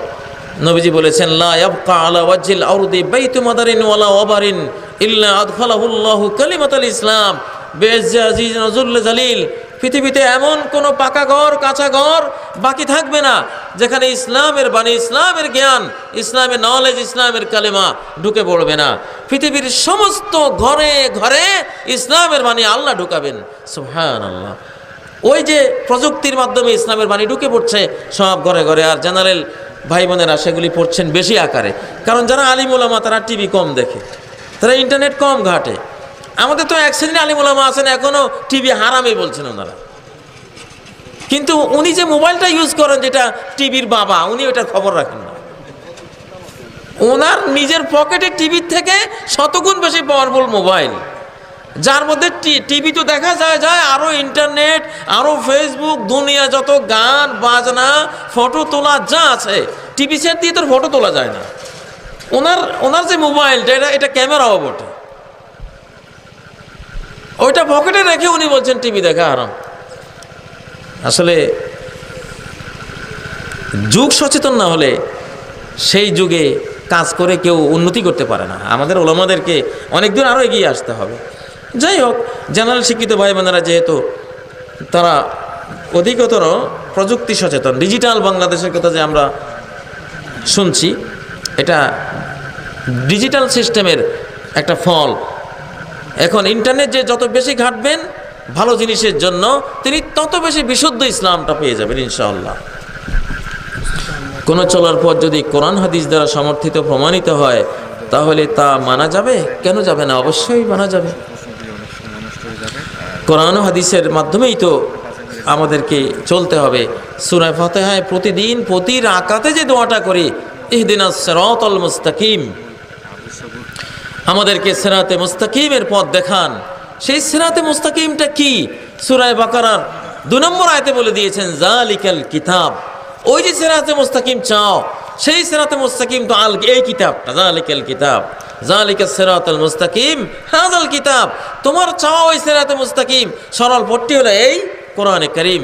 এই কোরআনে আদ্যবন্ত যা যে রুট ম্যাপ দেয়া আছে, এই রুট ম্যাপ অনুসারে চলো, তাহলে সঠিক সরলভাবে তুমি জান্নাতে পৌঁছে যাবে, আল্লাহকে পেয়ে যাবে। এবং এর ব্যাখ্যা হলো হাদিস, সহিহ হাদিসগুলি যদি মানা যায়, তাহলে আবু হানিফা রাহমাতুল্লাহের মতো ব্যক্তিরা তো এমনই চলার পথ তৈরি করে গেছেন যার নাম মাযহাব, তাহলে সেটা মানা যাবে না কেন? এখানে আবু হানিফা রাহমাতুল্লাহ আলাইহি বা কোনো ব্যক্তির পূজা তো নয়। আর এই পথ না থাকলে সাধারণ মানুষ কিভাবে চলবে? এখানে একটা জিনিস আছে যেটা আমরা মাযহাব বুঝি নাই। বাংলাদেশে মাযহাব সঠিকভাবে বুঝেছে এরকম লোকের সংখ্যা আলেমদের মধ্যে লাখের মধ্যে 2-4 জন হতে পারে। আসলে মাযহাব কাকে বলে? মাযহাব মানে হলো আরা উন্নাস, মানুষের মতামত। আপনি বলুন তো, একজন মানুষের মতামত বা একাধিক মানুষের মতামত আমার উপরে মানা ফরজ? তাহলে কোরআন সুন্নাহর ভ্যালু থাকলো কি? যেখানে স্বয়ং ইমামরা বলেছেন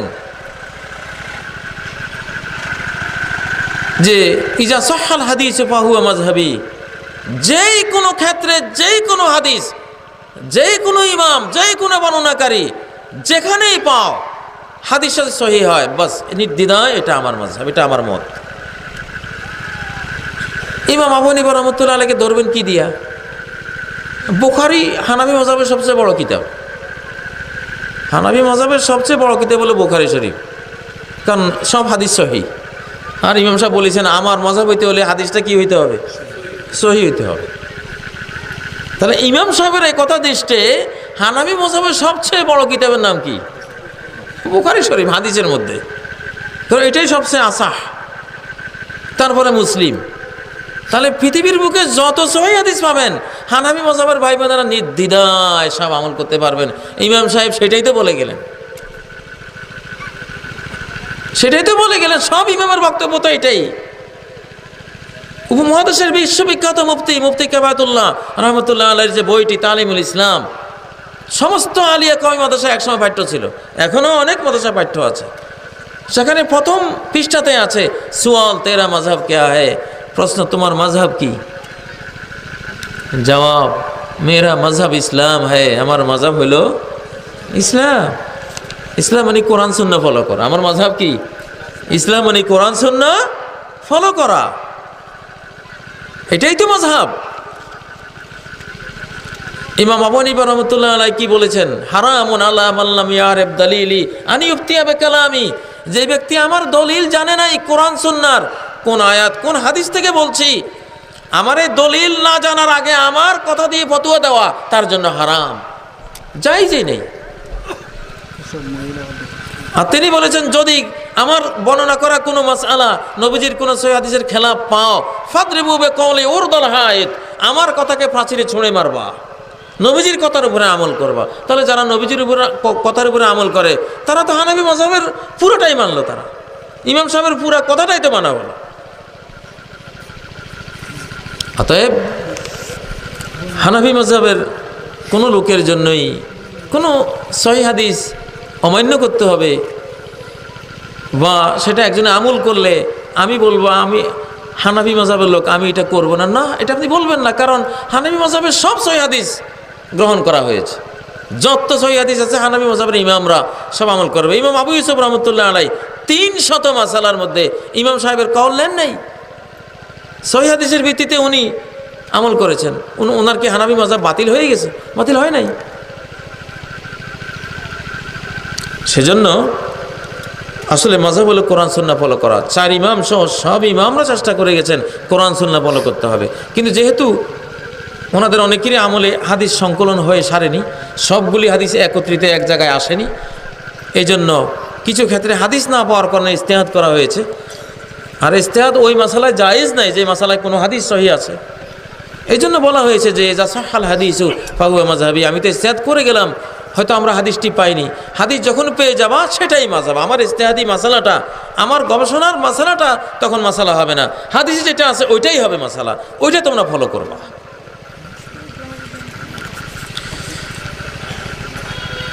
সেকুলার সহশিক্ষা সম্পর্কে ইসলাম কি বলে? সেকুলার সহশিক্ষা, সেকুলার মানে তো আসলে এক ধরনের ধর্মহীন শিক্ষা। ধর্মহীন শিক্ষা একজন মুসলিমের জন্য এটা তো কল্পনাই করা যায় না। কারণ ইসলামী যেই শিক্ষা নীতি আল কোরআনে ঘোষণা করা হয়েছে, কোরআনের নাজিল হওয়া প্রথম সূরার প্রথম আয়াত, সেখানে কমপ্লিট ইসলামী শিক্ষানীতির শিক্ষা ব্যবস্থার রূপরেখা বলে দেওয়া হয়েছে, কারিকুলাম বলে দেওয়া হয়েছে। ইকরা বিস্মি রাব্বিকাল্লাযী খালাক, স্টাডি করো, অধ্যয়ন করো, পড়ালেখা করো, বিস্মি রাব্বিকাল্লাযী খালাক। তোমাকে বিশ্বাস করতে হবে তোমার একজন স্রষ্টা প্রতিপালক আছেন, তিনি তোমাকে সৃষ্টি করেছেন, তার সমস্ত নাম, তার সমস্ত নামের যে মর্ম একত্ববাদ, সেই একত্ববাদী চেতনায় উজ্জীবিত হয়ে তুমি শিক্ষা গ্রহণ করো, পড়ালেখা করো, তুমি ধার্মিক হয়ে পড়ালেখা করো, তুমি মুমিন হয়ে পড়ালেখা করো, তুমি আল্লাহ সৃষ্টিকর্তাকে স্বীকার করে আল্লাহ ওয়ালা হয়ে তুমি পড়ালেখা করো। এটা তো প্রথম নাজিল হওয়া প্রথম আয়াত, ইকরা বিস্মি রাব্বিকাল্লাযী খালাক, খালাকাল ইনসানা মিন আলাক, ইনসানকে সৃষ্টি করেছেন আলাক থেকে, রক্তবিন্দু থেকে বা ডিএনএ আরএনএ থেকে বা ক্রোমোজোম থেকে। আলাকের ভিতরে সবই আসে, অথবা জেনেটিক্স থেকে, যেটাই বলেন, আলাকের ভিতরে সব চলে আসতেছে। অতএব সেকুলার হওয়াতে আমাদের কোনো সুযোগ নেই, আমরা অবশ্যই ধর্মভিত্তিক শিক্ষাটা আমরা নেব। আর সহশিক্ষা যেটা আসলে নারীদের জন্য গার্লস স্কুল বা বালিকা বিদ্যালয়, বালিকা কলেজ, মহিলা ইউনিভার্সিটি, মহিলা মাদ্রাসা, এটাই হলো ইসলামী সিস্টেম। মেয়েরা আলাদা শিখবে, ছেলেরা আলাদা শিখবে। ছেলে মেয়ে যদি একসাথ করে দেয়া হয় তাহলে সেখানে আর পড়ালেখা থাকে না।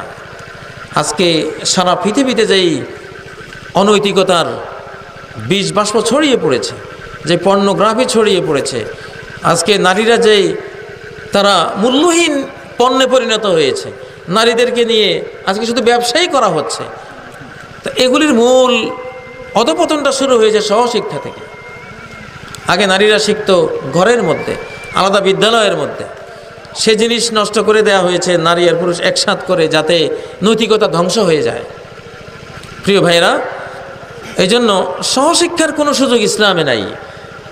মদিনা ইউনিভার্সিটিতে মেয়েদের জন্য শিক্ষা ব্যবস্থা আছে, মেয়েরা ক্লাসে যায়, ক্লাসরুমে শিক্ষকও যান না, পুরুষ শিক্ষকটাও ক্লাসরুমে যান না, প্রজেক্টরের মাধ্যমে তারা ক্লাসরুমে শিক্ষককে দেখতে পায়, শিক্ষক তাকে বাইরে। বর্তমান সৌদি আরবে যেই শিক্ষা ব্যবস্থা করা হয়েছে, মহিলাদের শিক্ষার মধ্যে পুরুষ একজনও যাবে না, টোটাল মহিলারা সেখানে থাকবে, এবং ক্লাসে ছেলেদের সাথে একটা মেয়েও থাকবে না, মেয়েদের ক্লাসে একটা ছেলেও থাকবে না। সে 5-6 বছর থেকে টোটাল আলাদা। কারণ আল্লাহ তাআলা যেটা বলেছেন সূরা নূরের 31 নম্বর আয়াতে, আবিত্তাফলিল্লাযিনা লাম ইয়াযহারু আলা আওরাতিন নিসাই, যে 13-14 জন মানুষের কাছে নারীদের অলংকার সৌন্দর্য ঢাকতে হয় না, তার বাবা, তার স্বামী, তার ভাতিজা, ভাই, ছেলে ইত্যাদি, এরকম 13-14 জন। সেখানে শিশুর প্রসঙ্গে এসে আবিত্তাফলিল্লাযিনা লাম ইয়াযহারু আলা আওরাতিন নিসাই, ওই শিশুদের সামনে নারীদের পর্দা করতে হবে না যারা নারীদের গোপন বিষয়, গোপন অঙ্গসমূহ সম্পর্কে সচেতন নয়। কিন্তু আমরা জানি আজকে মিডিয়ার যুগে 8-9 বছরের একটা শিশু এত কিছু বুঝে, যেটা আমরা আমাদের জীবনে 30 বছরও বুঝতাম না। অতএব এখন শিশুকাল থেকে আলাদা করার একটা প্রয়োজন বর্তমান বিশ্ব পরিস্থিতিতে দেখা দিয়েছে। সেজন্য এখন আর সহশিক্ষার প্রশ্নই আসে না। এই অনৈতিক যুগে সহশিক্ষা করলে জিনা ব্যভিচার ছাড়া এখানে আর কিছুই আশা করা যায় না। মায়ের পায়ের নিচে সন্তানের বেহেশত, এই হাদিস কি বর্ণনা করুন। না, মায়ের পায়ের নিচে সন্তানের বেহেশত এই মর্মে হাদিস নাই, এই হাদিসটি সহি নয়। তবে এই মর্মের একটা হাদিস আছে যে হুমা জান্নাতুকা ওয়া নারুক, মা বাবা তোমার জান্নাত অথবা তোমার জাহান্নাম, এইটা আছে সহি। আলবানী বলেছেন এই মর্মে হাদিসটি সহি যে মা বাবা তোমার জান্নাত অথবা তোমার জাহান্নাম, মানে সেবা দিলে জান্নাত পাইবা আর মনে কষ্ট দিলে জাহান্নামে যেতে হবে তোমাকে, এই মর্মে হাদিসটি সহি। আমরা লক্ষ্য করছি আহলে হাদিসের অনুসারীরা আকিমুস সালাহ কাজটি গুরুত্ব দিয়ে করে যাচ্ছেন, কিন্তু আকিমুদ্দিনের কাজ করার ক্ষেত্রে অনীহা। আমি আগেই বলেছি আহলে হাদিস ভাইয়েরা ইসলামের ফাউন্ডেশন নিয়ে খুব কাজ করেন, ছাদ নিয়ে খুব একটা চিন্তা করেন না। আবার আরেক ভাইয়েরা আছে ছাদ নিয়ে বেশি চিন্তা করেন, বুনিয়াদ নিয়ে চিন্তা কম করেন। এই জন্য উভয় যারা ফাউন্ডেশনে কাজ করছেন তারা ছাদেরও কাজ করুন, যারা ছাদের কাজ করছেন তারা ফাউন্ডেশনেরও কাজ করুন, তাহলে এটা কমপ্লিট সমন্বয় হবে, সুন্দর হবে এবং আপনারা কমপ্লিট ইসলামের পালন করার যে সবটা এটা আপনারা পেয়ে যাবেন। নগ্ন পোশাক পরিধান করা কি হারাম? অবশ্যই হারাম। কারণ মানুষের ইতিহাস আর শয়তানের ইতিহাস চর্চা করলে দেখা যায় শয়তান মানুষকে প্রথম মূর্তি পূজার আহ্বান জানায়নি। শয়তান মানুষকে সর্বপ্রথম হারাম খাইয়েছে, হারাম খাইয়ে উলঙ্গ করে দিয়েছে। হারাম খাইলে মানুষের পোশাক থাকে না, যে হারাম খাবে সে উলঙ্গ হবেই। যে নারীরা অর্ধ উলঙ্গ হয়ে আজকে মার্কেটে ঘুরে বেড়ায়, এদের পারিবারিক ইতিহাস পর্যালোচনা করে দেখবেন যে এদের বাবা অবশ্যই সুদ খেয়েছে অথবা ঘুষ খেয়েছে অথবা হারাম ব্যবসা করেছে, যে কোনো উপায়ে হোক হারাম ঢুকেছে ওদের পরিবারে, এই জন্য তার এই অবস্থা। এটা মানব ইতিহাস। প্রথম মা বাবা আদম হাওয়া হারাম খেয়ে উলঙ্গ হয়ে গেছে। আর তো সারা কোরআনে আল্লাহ তাআলা তথ্য দিয়ে আমাদের কেটে বুঝিয়েছেন মানুষের বিপর্যয় শুরু হয় পোশাক থেকে। যার পোশাক শেষ, লজ্জা শেষ, ইজা ফাতাকাল হায়া ফাসনা মা শাইতা, নবীজি বলেছেন তোমার যদি লজ্জাই শেষ হয়ে যায় তো এরপরে যা ইচ্ছে তাই করতে পারবো, আর বাধা নাই।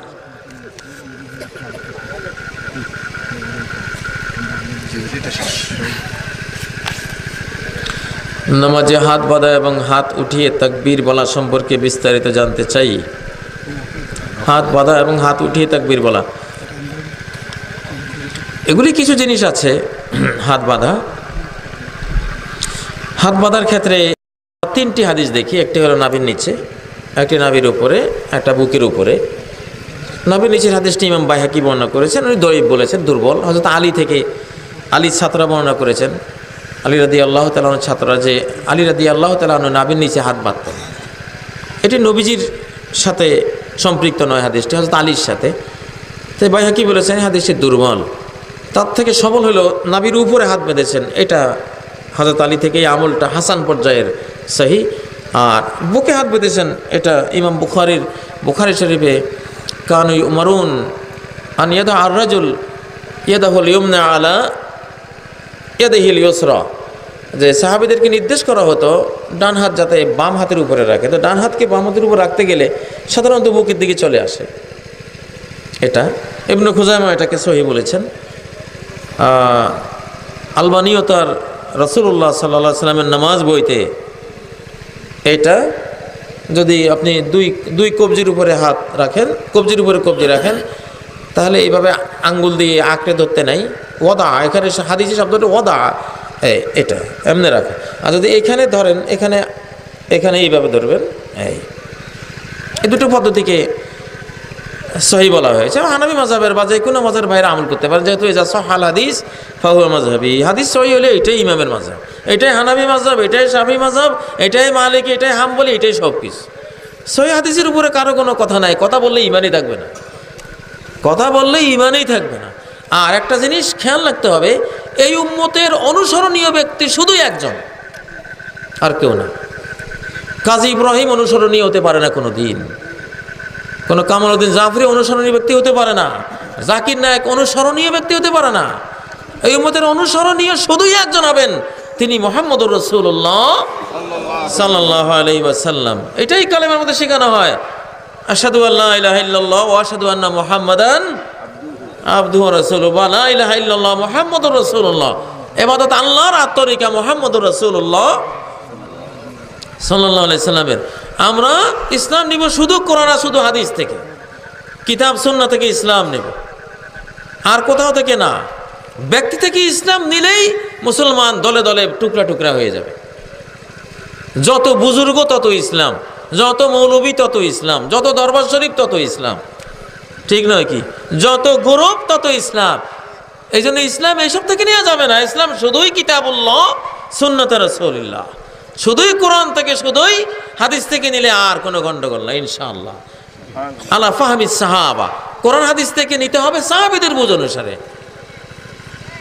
ওনারা কিভাবে বুঝতেন, ঠিক সেই বুঝটা সহকারে কোরআন সুন্নাহ ফলো করলে আর কোনো ঝামেলা নাই। ইমাম শাফি বলতেন, আলাল মুসলিম ফিমা ফুরদা আলাইহি ওয়া নুদিবা ইলাইহি আন ইয়াকুনা তাবিআন লা মাতবুআ। প্রত্যেক মুসলিমের উপরে ফরজ, সকল ফরজ ওয়াজিব মুস্তাহাব বিষয়ে তার কর্তব্য হলো সে তাবে হবে, মাতবু হবে না। সে অনুসারী হবে, অনুসরণীয় হবে না। কুলিন কুনতুম তুহিব্বুনাল্লাহ ফাত্তাবিউনি, বলো আল্লাহকে যদি ভালোবাসো তাহলে আমার ইত্তেবা করো, আমাকে মাতবু বানাও, আমাকে অনুসরণীয় বানাও। তোমরা অনুসরণীয় হয়ে যেও না, অনুসরণীয় শুধু আমি হব। সহিহ বুখারী হাদিসে নবীজি বলেছেন, ফারজু আন আকুনা আকসারাহুম তাবিআন ইয়াউমাল কিয়ামা, আমি আশা করি কিয়ামতের ময়দানে সব নবীদের তুলনায় আমার তাবের সংখ্যা বেশি হবে। তাবে মানে অনুসারী, আমার উম্মতের মাতবুরের সংখ্যা বেশি হবে। এটা তো বলেন নাই। এখন মুশকিল হলো আমরা নবীকে বাদ দিয়ে কেউ কাজী ইব্রাহিমকে অনুসরণীয় বানাইছে, কেউ জাকির নায়েককে অনুসরণীয় বানাইছে। কাজী ইব্রাহিম একরকম, জাকির নায়েক একরকম, কেউ জাফরি হুজুরকে অনুসরণীয় বানাইছে, উনি আরেক রকম, কেউ পীর বুজুর্গকে অনুসরণীয় বানাইছে, উনি আরেক রকম। যত পীর তত রকম, ঠিক নয় কি? তাহলে আর মুসলমানদের ঐক্যবদ্ধ হওয়ার কোনো সুযোগ থাকবে? থাকবে না। অনুসরণীয় কয়জন? একজন, উনি ইমামে আযম। লাকাদ কানা লাকুম ফি রাসূলিল্লাহি উসওয়াতুন হাসানাহ। এখানে ফি রাসূলিল্লাহ আগে বলা হয়েছে, এটা পরে বলার কথা ছিল। হসর ফায়দা, সীমাবদ্ধতার মর্ম বুঝাবার জন্য বলা হয়েছে। অর্থাৎ তোমাদের জন্য যদি কোনো আদর্শ থাকে, অনুসরণীয় অনুকরণীয় আদর্শ থাকে, সেটা একজনের মধ্যে আছে। তিনি কে?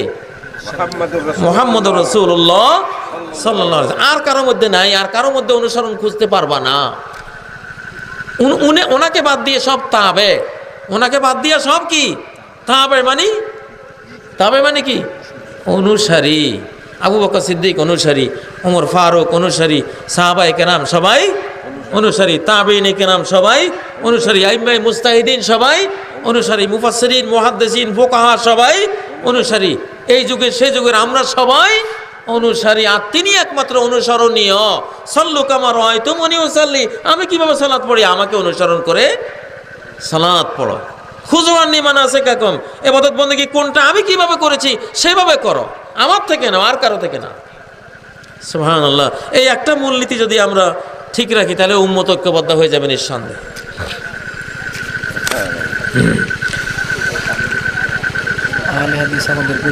আহলে হাদিস আমাদের পরিচয় নয়, আমাদের পরিচয় মুসলিম। এ বিষয়ে একটু জানতে চাই। আসলে কেউ হানাফি, কেউ হাম্বলি, কেউ শাফি, কেউ মালিকি, কেউ সালাফি, কেউ আহলে হাদিস, কেউ আহলে কোরআন, কেউ আসলে বিভিন্ন ছোট ছোট পরিচয়গুলি, এগুলির মধ্যে বিভিন্ন সমস্যা হয়, একটা দ্বন্দ্ব শুরু হয় না? কেউ ডক্টর বারি সাহেবের অনুসারী, কেউ আসাদুল্লাহ গালেব সাহেবের অনুসারী, কেউ কাজী সাহেবের অনুসারী, কেউ সিফার সাহেবের অনুসারী। তো মারামারি করো। এবার সিফার সাহেবের গ্রুপ আর কাজী সাহেবের গ্রুপ লাগলো, কাজী সাহেবের গ্রুপে আর ডক্টর বারি গ্রুপে লাগলো, ঠিক না? ঠিক। এগুলির দরকার নাই। বাস হুয়া সাম্মা কোমল মুসলিমিন। আহলে হাদিস ভাইয়েরা, ওনারা আহলে হাদিস মানে হাদিসের অনুসারী, হাদিসের বন্ধু, ওকে ঠিক আছে, ওনারা বলতেই পারেন, সমস্যা নাই, সমস্যা নেই। কিন্তু এই নামগুলি নিয়ে যদি মারামারি পর্যায়ে যান তাহলে এগুলি বাদ দেওয়া উচিত। কারণ আল্লাহ মূলনীতি ঘোষণা করেছেন সূরা নিসার 59 নম্বর আয়াতে, ফাইন তানাজাতুম ফি শাইইন ফারুদ্দুহু ইলাল্লাহি ওয়ার রাসূল। কোন জিনিস নিয়ে যদি ঝগড়া শুরু হয় বাদ দাও, ঝগড়ার পয়েন্ট বাদ, শুধু চলে যাও আল্লাহর কাছে, রাসূলের কাছে, মানে কোরআনের কাছে আর হাদিসের কাছে। কোরআন হাদিস কি সমাধান দেয় ওইটা নাও। কোরআন হাদিস কি সমাধান দিয়েছে? হুয়া সাম্মাকুমুল মুসলিমিন। কোরআন বলছে তোমরা সবাই কি মুসলিম, বাস আলহামদুলিল্লাহ। আমি আমি আমার পরিচয় আমি একজন মুসলিম, এটা হলে আর কোনো ঝামেলা থাকে না ইনশাআল্লাহ। ফজরের নামাজ প্রত্যেক দিন সকাল 9টায় 10টায় পড়া কি ঠিক? কিভাবে ঠিক? এটা আবার কি আজগুবি কথাবার্তা? হ্যাঁ, আল্লাহ বলছেন কুরআন আল ফাজরি, সালাত আল ফাজরি, ফজরের সালাত তুলুয়ে শামসের আগে, সূর্য উদয়ের আগে এটাকে পড়তে হবে। অবশ্যই এটা ওই টাইমে পড়লে হবে না। হ্যাঁ, মাঝে মধ্যে যদি কারো ঘুমের ব্যাঘাত হয়, তিনি হয়তো 9টা 10টা 11টায় ঘুমিয়েছেন, সঠিক টাইমে ঘুমিয়েছেন, কিন্তু কোনো কারণে সালাত তিনি জাগতে পারেননি, ঘুমের স্টার্টিংয়ে তিনি ত্রুটি করেননি, ওই হিন্দি সিরিয়াল দেখে 2টা বাজে ঘুমাইছেন, এমনটা করেন নাই, বা কোনো ওয়াজ মাহফিল শুনেছেন রাত 12টা 1টা পর্যন্ত, পরে ফজরের জমাতে পান নাই, এরকমটা করেন নাই। আমি 11টার মধ্যেই শেষ করে দেবো ইনশাআল্লাহ, আশা করি, কারণ ফজরের কাজা করার ব্যবস্থা করা যাবে না। তো এই জন্য অবশ্যই ইন্না সালাতা কানাত আলাল মুমিনিনা কিতাবাম মাওকুতা, সালাত সুনির্ধারিত সময় মুমিনদের উপরে ফরজ করা হয়েছে। এতে যেমন জাগতিক বরকত আছে, তেমনি পারলৌকিক বরকত আছে, ওটা তো আছেই, কোনো সন্দেহ নেই। আর জাগতিক বরকত যেটা, ফজর যদি আপনি নিত্যদিন 10টায় 12টায় পড়েন, 8টা 9টায় পড়েন, আপনার হাড্ডি চিকন হয়ে যাবে, শরীরের হাড্ডি চিকন হয়ে যাবে। বলতে পারেন এটা আবার কোন কথা? ফজরের নামাজ 8টা 9টায় পড়লে হাড্ডি চিকন হবে কেন? হাড্ডি চিকন হবে এই জন্য যে সূর্যাস্তের আগে, সূর্য উদয়ের আগে আল্ট্রাভায়োলেট রে, অতিবেগুনি রশ্মি পৃথিবীর ওজোন স্তর ভেদ করে পৃথিবীতে অনেক বেশি নামে। ওইটার মধ্যে ভিটামিন ডি থাকে প্রচুর পরিমাণে। ভিটামিন ডি থেকে ক্যালসিয়াম তৈরি হয় শরীরে, সেই ক্যালসিয়াম দিয়ে আমাদের হাড্ডিগুলি শক্তিশালী হয়। এই জন্যই যে যত ফজরে জাগবে সে তত বেশি আল্ট্রাভায়োলেট রে, ভিটামিন ডি, ক্যালসিয়াম পাবে, তত বেশি তার অস্থি মজ্জা, শরীরের হাড্ডিগুলি, মূল শক্তির স্তম্ভগুলি তার শক্তিশালী হবে, শরীর সুস্থ থাকবে। কিছুতেই সূর্য উদয়ের সময় ঘুমিয়ে থাকা উচিত না, ওই সময় আলো বাতাস শরীরে রাখতে দিতে হবে।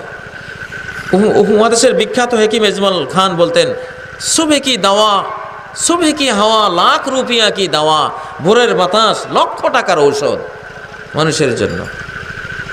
যে স্বামী স্ত্রী সাথে অকারণে ঝগড়া অবিশ্বাস করে, এমন স্ত্রীর কি করা উচিত? যে স্বামী স্ত্রীর সাথে অকারণে ঝগড়া অবিশ্বাস করে, তখন স্ত্রীর কি করা উচিত? ওয়াইজা খাতাবাহুমুল জাহিলুনা ক্বালু সালামা, কোনো অজ্ঞমূর্খ বা কোনো অসহিষ্ণু ব্যক্তি যখন আজে বাজে কথা বলবে, ক্বালু সালামা, তখন সালাম দিয়ে চুপ থাকাই উচিত, অথবা এমনি কোনো উত্তর না দেওয়া উচিত। জবাবে জাহেলা বা আসাদ খামোশি, জাহেলের উত্তর হলো নীরব থাকা। জাহেলের উত্তর হলো কি? নীরব থাকা। নীরব থাকলে আস্তে থেমে যাবে, তর্ক করে কোনো লাভ নেই। বর্তমান সময়ে এক বক্তা বলেছেন, লা ইলাহা ইল্লাল্লাহ মুহাম্মাদুর রাসূলুল্লাহ একসাথে লিখে যাবেন। এটা আমি অনেকবার মিডিয়াতে উত্তর দিয়েছি, এটা ভুয়া কথা। একসাথে লেখা যাবে। নবীজির খায়বর যুদ্ধের পতাকার মধ্যে লা ইলাহা ইল্লাল্লাহ মুহাম্মাদুর রাসূলুল্লাহ অঙ্কিত ছিল। সহিহ সনদে ইবনে হাজার আসকালানি ফাথুল বারির মধ্যে এটা উল্লেখ করেছেন। খায়বর বাবু গাজওয়াতে খায়বর যুদ্ধের মধ্যে হাদিসটা দেখে নেবেন, একদম ওনার এটা যুদ্ধের পতাকার মধ্যে নবী সাল্লাল্লাহু আলাইহি ওয়াসাল্লাম ইউজ করেছেন। এখন বর্তমান সৌদি আরবের জাতীয় পতাকার মধ্যে লা ইলাহা ইল্লাল্লাহ মুহাম্মাদুর রাসূলুল্লাহ এইভাবেই লিখিত হয়। সমস্ত মক্কার মদিনার বিশ্ববিখ্যাত স্কলাররা, কাবার, মসজিদে নববীর খতিবরা, ইমামরা কেউ এর বিরুদ্ধে কোনো আপত্তি তোলে নাই। আসলে এমনিই উম্মতের মধ্যে ইখতিলাফের কোনো শেষ নেই, আরও নিত্য নতুন ইখতিলাফ জন্ম দেওয়া হচ্ছে খামাখা। এগুলি বাজে কথা। ধূমপান কেউ বলে হারাম এবং কেউ বলে মাকরুহ, কোনটি সঠিক? হারামটাই সঠিক। একসময় ধূমপানের ভয়াবহ ক্ষতি সম্বন্ধে গবেষণা হয়ে সারেনি, এই জন্য ধূমপানের ভয়াবহতা বোঝাও যায়নি। তখন ওলামারা অনেকে মাকরুহ বলতেন, কিন্তু এখন যখন প্রমাণিত হলো এই ধূমপানের কারণে বছরে প্রায় 15 থেকে 30 লক্ষ মানুষ খুন হচ্ছে, নিহত হচ্ছে, ক্যান্সার, আলসার, বিভিন্ন ভয়াবহ রোগে আক্রান্ত হয়ে মারা যাচ্ছে, এমন একটা ঘাতক জিনিস কিছুতেই মাকরুহ হতে পারে না। এটা অবশ্যই হারাম, নিষিদ্ধ। বেইস্তিকরাইল আদিল্লাতিশ শারঈয়া, শরিয়ার সব দলিল ঘাটলে এটাই প্রমাণিত হয়। বিশ্ব স্কলাররা এটাই বলেছেন। আল্লাহ বলেছেন সূরা বাকারার 195 নম্বর আয়াতে, ওয়ালা তুলকু বিআইদিকুম ইলাত তাহলুকা, নিজ হাতে নিজেকে ধ্বংসের দিকে, মৃত্যুর দিকে ঠেলে দিও না। মান কাতালা নাফসাহু বিসুম্মিন উযবা বিহি ফি নারে জাহান্নাম, যে কোনো বিষ দিয়ে নিজেকে হত্যা করবে, ওই বিষ দিয়ে তাকে জাহান্নামে আযাব দেয়া হবে। এটা তো বিষ, নিকোটিন বিষ। এবং বিজ্ঞানীরা বলছেন যে 4500 রকমের রাসায়নিক পয়জন, রাসায়নিক বিষ আছে এই ধূমপানের মধ্যে। কত?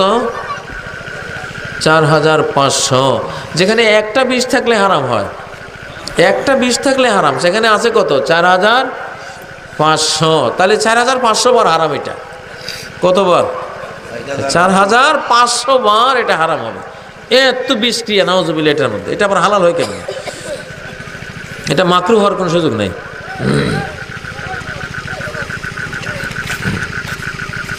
নামাজের পর সম্মিলিত মুনাজাত সম্পর্কে জানতে চাই। ইমাম মালিক বলেছেন যে কানু ইয়াখলুনা কুল্লু রাজুলিন ইয়াখলু বিনাফসিহি বাদা আল ইনসিরাফ মিনাস সালাহ। সাহাবায়ে কেরাম তাদের অভ্যাস ছিল সালাম ফিরাবার পরে প্রত্যেকে পার্সোনাল জিকিরে লেগে যেতেন, আর সামষ্টিক কোনো ইবাদত সালাম ফিরাবার পরে আর নাই। কোনো দলবদ্ধ মুনাজাত নাই, দলবদ্ধ কিছুই নেই। এখন ব্যক্তিগতভাবে সবাই জিকির আজকাল শুরু করবে। এই জন্য মুহাদ্দিসিনরা সবাই সালাম ফিরাবার পরে কি করতে হবে? বাবু জিক্রে বাদাস সালাহ, সালাতের পর জিকিরের জিকিরের অধ্যায়। হাদিসের কিতাবগুলি খুলুন, দেখবেন বাবু জিক্রে বাদাস সালাহ, সালাতের পর জিকির, সালাতের পর সম্মিলিত মুনাজাত না। এখন সালাতের পর কি করতে হবে? কোরআনেও প্রসঙ্গটি এসেছে। সূরা নিসার 103 নম্বর আয়াতে আল্লাহ ক্লিয়ার করে দিয়েছেন যে সালাত শেষে কি করবা। আল্লাহ বলছেন সূরা নিসার 103 নম্বর আয়াত, ফাইজা কদাইতুমুস সালাতা ফাযকুরুল্লাহ, যখন সালাত শেষ করেছো এখন আল্লাহ জিকির করো। কি করো? জিকির করো। কিয়ামা ওয়া কুউদা ওয়া আলা জুনুবিকুম, দাঁড়ানো হলে দাঁড়িয়ে জিকির করো, বসা হলে বসে জিকির করো, শোয়া হলে শুয়ে জিকির করো, যেমনে থাকো সালাম ফিরাবার পরে। এখন দায়িত্ব কি তোমার? জিকির করা। সেই জিকিরগুলি নবীজি করেছেন। কি জিকির? সালাম ফিরিয়ে আস্তাগফিরুল্লাহ আস্তাগফিরুল্লাহ আস্তাগফিরুল্লাহ 3 বারে জিকিরটা করেছেন।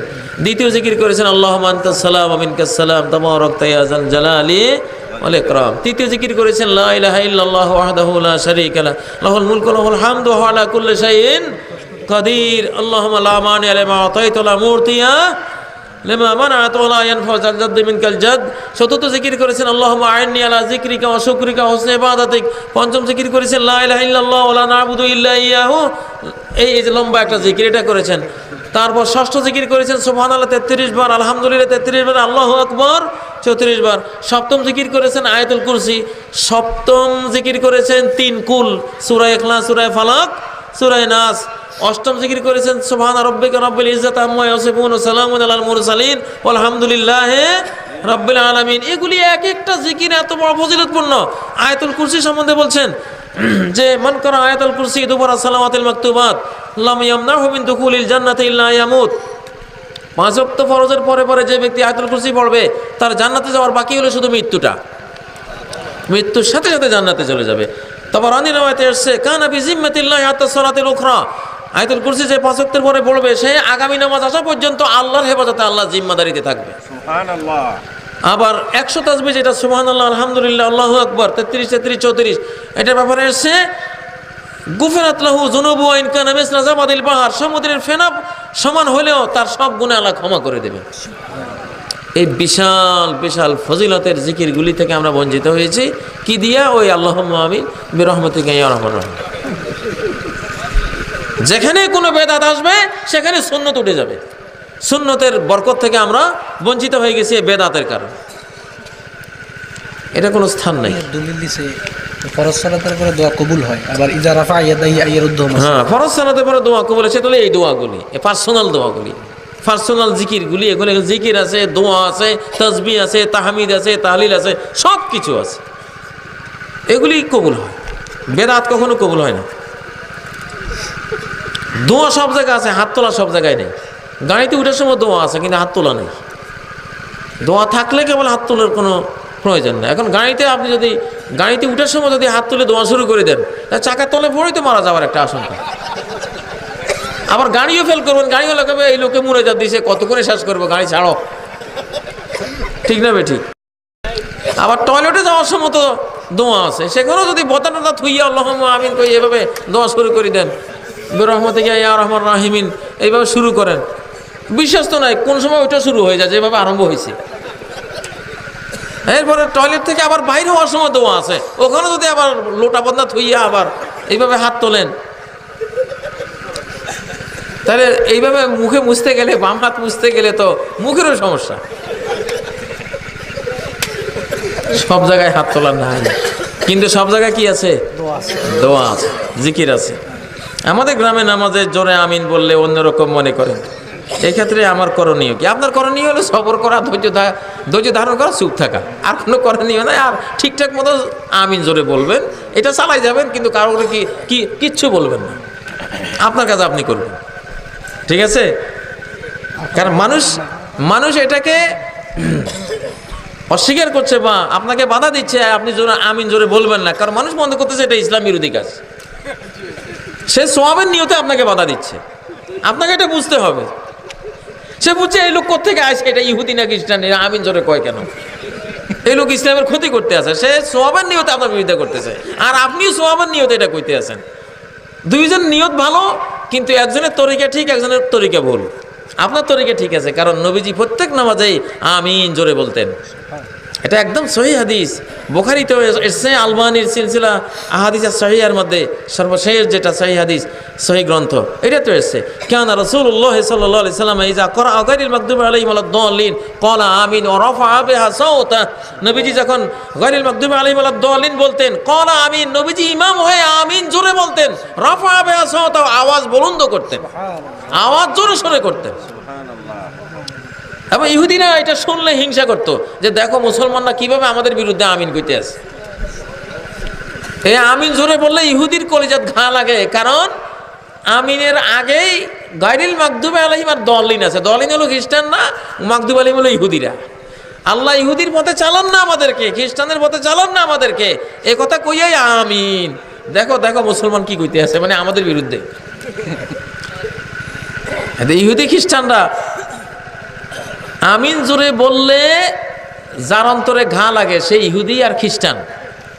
ইহুদি খ্রিস্টানের মনে ঘা লাগে আমিন জোরে বললে। এখন কোনো মুসলমানের যদি ঘা লাগে, তার মধ্যে ইহুদি আর খ্রিস্টানদের একটা কণা হইলেও আছে, অবশ্যই। কারণ আমিন জোরে বললে ঘা লাগবে অবশ্যই ইহুদির অন্তরে, অবশ্যই খ্রিস্টানের অন্তরে। কারণ মাগদুব আলাইহিম হলো এবং আর দলিন হলো, তারা দুই গ্রুপ, তারা দুই গ্রুপ। ওই দুই গ্রুপের পথে চালান না, আনাম তালাইমের পথে চালান, নবী সিদ্দিক শহীদ সালেহিনদের পথে চালান, মাগদুব আলাইহিম দলিনের পথে নয়, কথা বলে আমিন বলা হচ্ছে। অথবা ঘা লাগলেই বুঝতে হবে আপনার ভিতরে জাহালাত আছে, এবং এই জাহালাতটা ইহুদি খ্রিস্টানদের ফাইন্দাহু শাবাহুম মিনাল ইয়াহুদি ওয়া শাবাহুম মিনান নাসারা। এই জন্য আসলাফরা বলতেন, মান ফাসাদা মিন উলামাইনা ফালাহু শাবাহুম বিল ইয়াহুদ। আমাদের আলেমদের মধ্যে যারা নষ্ট হয়ে গেছে, ওদের মধ্যে ইহুদির কিছু স্বভাব আছে। আর অমান ফাসাদা মিন উব্বাদিনা, আমাদের ইবাদতকারীদের মধ্যে যারা নষ্ট হয়েছে, এদের মধ্যে খ্রিস্টান সন্ন্যাসীদের কিছু স্বভাব আছে। যাই হোক, আমিন জোরে বলাই মুসলিম সংস্কৃতি। আমিন, এটা নবীজি বলতেন। বুখারীতে কিতাবুস সালাতে ইবনে জুবাইরের হাদিসটি এসেছে, আম্মানা ইবনে জুবাইর ওয়া আম্মানা মান খালফাহু হাত্তা ইন্না লিল মাসজিদি লাজ্জাতান। সাহাবী আব্দুল্লাহ ইবনে জুবাইর আমিন বলেছেন, পিছনের সব মুসল্লিরাই আমিন বলেছেন, এমনকি মসজিদ কেঁপে উঠেছে আমিনের শব্দে।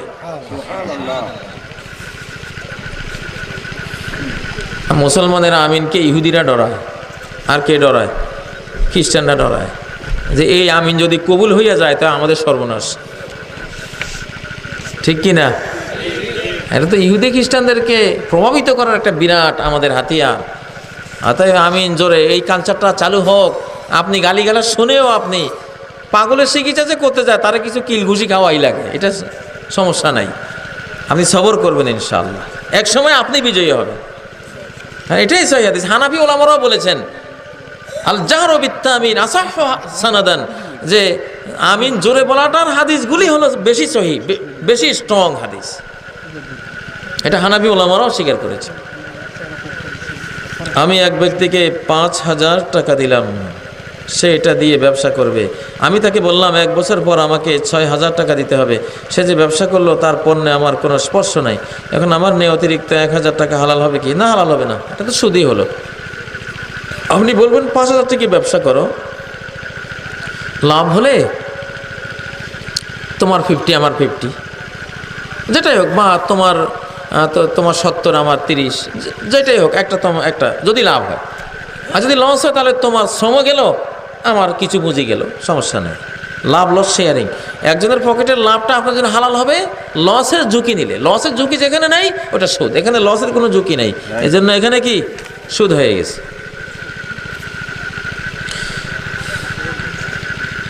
এটা কি অনেক পীর সাহেব নিজেদেরকে নবীদের বংশধর হিসেবে অনেক পীর সাহেবরা নিজেদেরকে নবীর বংশধর হিসাবে মনে করে। এইরকম দাবি সম্পর্কে ইসলাম কি বলে? ভারতে একটা কূপের মধ্যে এক লোক পড়ে গেছে, তো পড়ে সে চিৎকার করতেছে, ভাই ভাই সাহেব আওলাদে রসুল গের গিয়া। মানে আওলাদে রসুল কূপে পড়ে গেছে। মানুষ তো শুই না, হায় হায় রে আওলাদে রসুল পড়ে গেছে। জীবন দিয়া তারা সবাই তারা উদ্ধার করে, দেখে মেথর, ওই এলাকার মেথর। কয় তুই কোন দিন আওলাদে রসুল হলি? কয় মিয়া আমি আদমের আওলাদ না? আদম আল্লাহ নবী রসুল না? আল্লাহ আকবার। আমাদের পীর সাহেবেরা কোনো সেই হিসাবে কয় কিনা কি জানে, সেই হিসাবে তো আমরা মুরিদেরা আমরা যা আছে মেথডটা তো শুদ্ধ, সবাই আওলাদের আছে।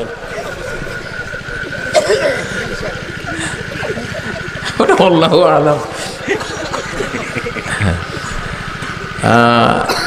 নবী সাল্লাল্লাহু আলাইহি সাল্লামের আওলাদ জেনুইন, ওনার বংশলতিকায় পৃথিবীতে আছে, কিন্তু এটা তো মানে প্রচার করার জিনিস না।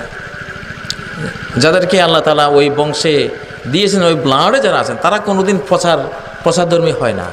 ওরা লুকিয়ে থাকে, ওরা প্রচার বিমুখ থাকে সাধারণত, এটাই আমরা দেখি। যাই হোক, এটা দিয়ে যারা প্রচার করে, আমরা দেখি দুনিয়ার যত আকসার, যত বেদাত, যত কবর পূজা, মাজার পূজার সাথে এই শ্রেণীর মানুষেরা জড়িত থাকে। আল্লাহ তাআলা হেফাজত করুন। আর সহি আওলাদে রাসূল নবীজির বংশ আমাদের বাংলাদেশে থেকে থাকলে সেটাও আল্লাহ তাআলা আমাদেরকে জানবার তৌফিক দান করেন। আমরা সালাতে নিয়ত পড়ে থাকি। এখন অনেকেই বলতেছেন নিয়ত পড়া ঠিক নয়, এই ব্যাপারে বিস্তারিত জানিয়ে জীবিত করবেন, বাধিত করবেন। হ্যাঁ, সালাতে আপনারা নিয়ত পড়েন, নিয়ত শব্দের অর্থটাই বাংলাদেশে বোঝানো হয়নি। নিয়ত আবার পড়ে কেমনে? নিয়ত মানে মনের ভাব, নিয়ত বলা হয় ভাব, ইচ্ছা। ইচ্ছা কি পড়া যায় নাকি? ইচ্ছা পড়বেন কেমন? ইচ্ছা তো পড়ার জিনিস না। নিয়ত মানে তার মনোভাব। মনোভাবটা কি? মনের মধ্যে একটা ভাব লুকিয়ে আছে, ওটা মনে থাকবে। এটা এক রব্বুল আলামিন ছাড়া আর কেউ বাইরে থেকে বুঝবে না। ওয়ালাকিন ইয়ানজুরু ইলা কুলুবিকুম ওয়া নিয়াতিকুম, আল্লাহ দেখেন তোমাদের অন্তরের মধ্যে কি নিয়ত আছে, এটা উনি দেখেন। এখন বাংলাদেশে নিয়ত হচ্ছে নাওয়াইতু আন উসাল্লিয়া, আর কোরআন হাদিসে নিয়ত হলো মনোভাব, ইখলাস, তাওহীদ। ভিতরে আল্লাহমুখিতা আছে কিনা? এই লোক কি আল্লাহকে খুশি করার জন্য নামাজে দাঁড়াইছে না মানুষকে খুশি করার জন্য? ভাবটা কি? ভাবটা কি মানুষকে খুশি করবার ভাব, না ভাবটা আল্লাহকে খুশি করবার ভাব? এই ভাবকে বলা হয় নিয়ত। ইন্টেনশন কি? তার ইচ্ছা কি, চাহিদা কি ভিতরে, যেটা অন্তরে লুকিয়ে আছে, ওইটা। এটা তো মুখে বলা জিনিস না। নাওয়াইতু নুসাল্লি লিল্লাহি আরবা রাকাত, একবার আবার সালাসে রাকাত, আবার রাকাতায়, এই গোলমালে পড়ে কত লাখ কত কোটি মুসল্লি যে তাকবীর তাহরিমা হারায়, সূরা ফাতিহা সহ হারায়, এক রাকাত কাজা পর্যন্ত হয়ে যায়, তারপরও ওই নিয়তে ঠিক হয় না। বেদাত আসলেই সুন্নত বিদায় নেয়। সুন্নাহ হলো তাকবীর তাহরিমা পাওয়া ইমামের সাথে, আর তাকবীরাতুল উলা খায়রুম মিনাদ দুনিয়া ওয়া মা ফিহা, প্রথম তাকবীর পাওয়া, দুনিয়ার সমস্ত সম্পত্তির মালিক হওয়ার চেয়েও বড় কিছু পাওয়া। সেই পাওয়া থেকে বঞ্চিত করতেছে এই ভুয়া একটা নিয়তের গদ, যেটা বেদাত, কুসংস্কার। এটাকে নিয়ত বলা হয় না। নিয়ত বলা হয় কাকে? এটা ফাইলুল কলব, অন্তরের কাজ, অন্তরের ভাব। আমি আল্লাহকে চাই না আমি দুনিয়াকে চাই, নাকি মানুষকে খুশি করতে চাই? ওই চাওয়াটা এটা ভিতরে থাকবে, ভিতরে লুকিয়ে থাকবে, এটা মুখে আসবে না কোনোদিন। নারী ও পুরুষের সালাতের মধ্যে কোনো পার্থক্য ইসলামে আছে কি? নারী ও পুরুষের সালাতের মধ্যে কিছু পার্থক্য তো আছে। নারীরা আপাদমস্তক হিজাব পরে পর্দা করে তারা সালাত পড়বেন, এই একটা পার্থক্য আছে। নারীদের জামাত জরুরি নয়, ইচ্ছা করলে তারা আসবে, কিন্তু বাধা দেওয়া যাবে না। মসজিদে তাদের জন্য জায়গা রাখতে হবে, তারা আসবে, জামাতে আসবে, নামাজ পড়ে, কেউ বাধা দিতে পারবে না। কিন্তু পুরুষের মতো তাদের জন্য জামাতে আসাকে জরুরি বলা হয়নি। তারপর তাদের উপর জুমা ফরজ নয়, পড়লে তারা পড়তে পারবে, কিন্তু পুরুষের উপরে জুমায় আসা ফরজ। এই টুকটাক কিছু জিনিস আছে যেটা বেসিক কোনো পার্থক্য না। কিন্তু নামাজের দাঁড়ানোর মধ্যে আর পুরুষের দাঁড়ানোর মধ্যে কোনো তাদের বেশকম নাই।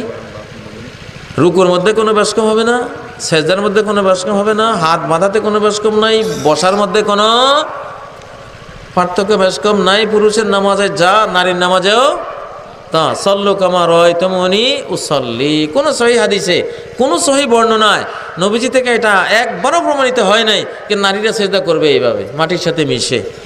বরং নবীজি বলেছেন, উমিরতু আন আসজুদা আলা সাবআতি আযমিন, 7 অঙ্গের উপরে, 7 হাড্ডির উপরে সেজদা করতে আমাকে আদেশ করা হয়েছে।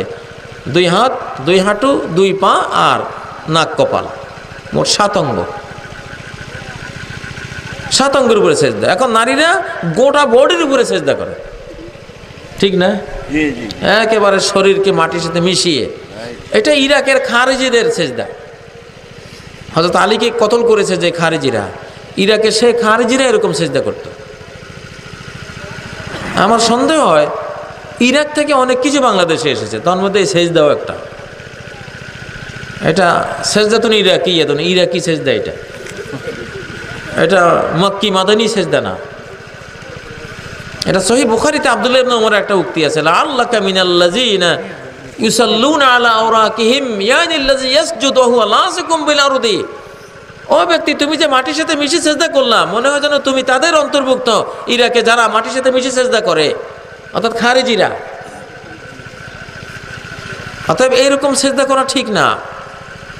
নামাজের মতো আমার তো বড় গুরুত্বপূর্ণ জিনিস, স্পষ্ট স্ট্রং দলিল ছাড়া, প্রকাশ্য নবীজির কাছ থেকে পাওয়া দলিল সুন্নাহ হাদিস ছাড়া এর কোনো সেজদার কাঠামো চেঞ্জ করা, রুকুর কাঠামো চেঞ্জ করা, বসার কাঠামো চেঞ্জ করা, কোনোটাই ঠিক না। তবে নারীরা একটা আমল খুব ভালো করেন, সবাই বুকে হাত বাঁধেন। এটা কিন্তু নবীজির একদম সহি তরিকা। হ্যাঁ, তারা যে নিতমুর উপরে বসেন, এটা দ্বিতীয় বৈঠকের ক্ষেত্রে ঠিক আছে। আর ফার্স্ট বৈঠকের ক্ষেত্রে হলো এক পা, ডান পা উঁচিয়ে বাম পা বিছিয়ে বসা। প্রথম বৈঠকের ক্ষেত্রে ওইটা। আর ওনারা যে বসাটা বসেন, দুইটা শেষ বৈঠকের কাইফিয়তের উপরে বসেন। এজন্য প্রথম বৈঠকটা তাদের ডান পা উঁচিয়ে বাম পা বিছিয়ে বসা উচিত, আর শেষ বৈঠকটা ওনারা এখন যেভাবে বসেন এইভাবে বসা উচিত। এটা আবু হুমায়রা সাঈদীর হাদিসে সহিহ বুখারীতে স্পষ্ট সালাত পর্বে এসেছে। মহিলাদের মুখমণ্ডল কি পর্দার অন্তর্ভুক্ত? এখানে দুইটা মত আছে। একটা হলো অধিকাংশ ওলামাদের মত, এবং কোরআন ও সুন্নাহর সবচেয়ে বেশি দলিল এটার পক্ষে, সেটা হলো মুখমণ্ডল ঢাকতে হবে। আরব জাহানের ওলামারা, আকসার ওলামারা এটা বলেছেন। আর নাসিরুদ্দিন আলবানী সহ ওলামাদের আরেক দল, তারা বলেছেন যে চেহারা যদি কোনো কসমেটিক্স ইউজ না করে, আর কোনো ফিতনার জায়গা না হয়, ভালো মানুষের এরিয়া হয়, এই শর্তগুলি পূরণ হলে চেহারা কেউ খোলা রাখতে পারে। কিন্তু এইরকম এলাকার পৃথিবীতে এখন পাওয়া যাইব নি। দোকানের সামনে দিয়ে হাঁটে গেলে যেভাবে দেখি সবাই এমনি রয়েছে, ব্যাপারটা কি চায় মানুষ? মাঝে মধ্যে আমি তাকাই, মেয়ে একটা নাচতে আছে, কি বুড়া আর কি ফোলা। আচ্ছা, ফোলাগুলি না হয় তাকালে, বুড়াগুলি কবরে একটাং চলে গেছে, এমনি রয়েছে।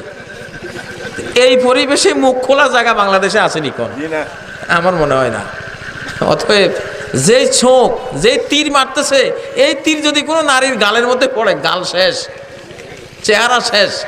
কথা বলছেন আল আইনু হাক্কন, কুদৃষ্টি এটা বাস্তব। ইউসুফ আলাইহিস সালামের বাবা ইয়াকুব আলাইহিস সালাম ওনার ছেলেদেরকে মিশরে ঢোকার সময় কিভাবে ঢুকতে হবে উনি বলেছেন লা তাদখুলু মিন বাবিন ওয়াহিদ, একটা গেট দিয়ে ঢুকো না। এক বাপের এতগুলি পোলা, একই সাইজ, একই রকম চেহারা, ষষ্ঠ বদনজর পড়তে পারে, অতএব এক গেট দিয়ে ঢুকিও না। উদখুলু মিন আবওয়াবিন মুতাফাররিকা, বিভিন্ন গেট দিয়ে ঢুকবা, তাহলে বদনজরটা পড়বে না। যাই হোক, মুখমণ্ডল ঢেকে রাখার দলিলগুলি বেশি স্ট্রং, অতএব আমরা সেই পক্ষে বলবো। বর্তমান ফিতনা ফাসাদের যুগে ভিতর নামাজের সিস্টেমটা কি দেখার জন্য প্রচলিত নিয়মে বিতিরের নামাজ সঠিক কিনা? প্রচলিত নিয়মে বিতিরের নামাজ সঠিক আছে দুইটা মাইনাস করলে। এখন 3 রাকাত যেভাবে বিতির পড়েন হুবহু এইভাবে পড়তে পারবেন, মাইনাস করতে হবে কয়টা জিনিস? দুইটা মাইনাস করলে আর কোনো আপত্তি নেই। একটা হলো প্রথম বৈঠকটা মাইনাস, এটা নাই, এটা সহিহ হাদিসে পাওয়া যায় না কোথাও। আয়েশা সিদ্দিকার হাদিস, কানা রাসূলুল্লাহ সাল্লাল্লাহু আলাইহি সাল্লাম ইজা আওতারা বিসালাসিন লাম ইয়াকুদ ইল্লা ফি আখিরিহিন্না। মুয়াত্তা, নাসাই সহ বিভিন্ন হাদিস গ্রন্থে হাদিসটি এসেছে যে নবীজি যখন 3 রাকাত বিতির পড়তেন, বৈঠক করতেন শুধু একটা, শেষ বৈঠক। 2 রাকাতের বৈঠক তিনি করতেন না। সহিহ মুসলিমের হাদিসে এসেছে ইউতিরু মিন যালিকা বিখামসিন লা ইয়াকুদু ইল্লা ফি আখিরিহিন্না। এমনকি 5 রাকাত বিতিরও পড়তেন, 5 রাকাত বিতিরের মধ্যেও বৈঠক শুধু করতেন একটা, পঞ্চম রাকাতে বসতেন শুধু। তাহলে 3 রাকাত বিতির, 5 রাকাত বিতিরের ক্ষেত্রে নিয়ম হলো বৈঠক কয়টা? একটা। আমাদের দেশে আছে কয়টা? 2 বৈঠক আছে। অতএব প্রথম বৈঠক মাইনাস, এটা বসবেন না, উঠে যাবেন। আর দ্বিতীয় মাইনাসের বিষয়টা হলো কুনুতের আগে আল্লাহু আকবার বলে, আসলে হাদিসে এসে রফায়ে ইয়াদাইহি, কুনুতের সময় নবীজি 2 হাত তুলতেন।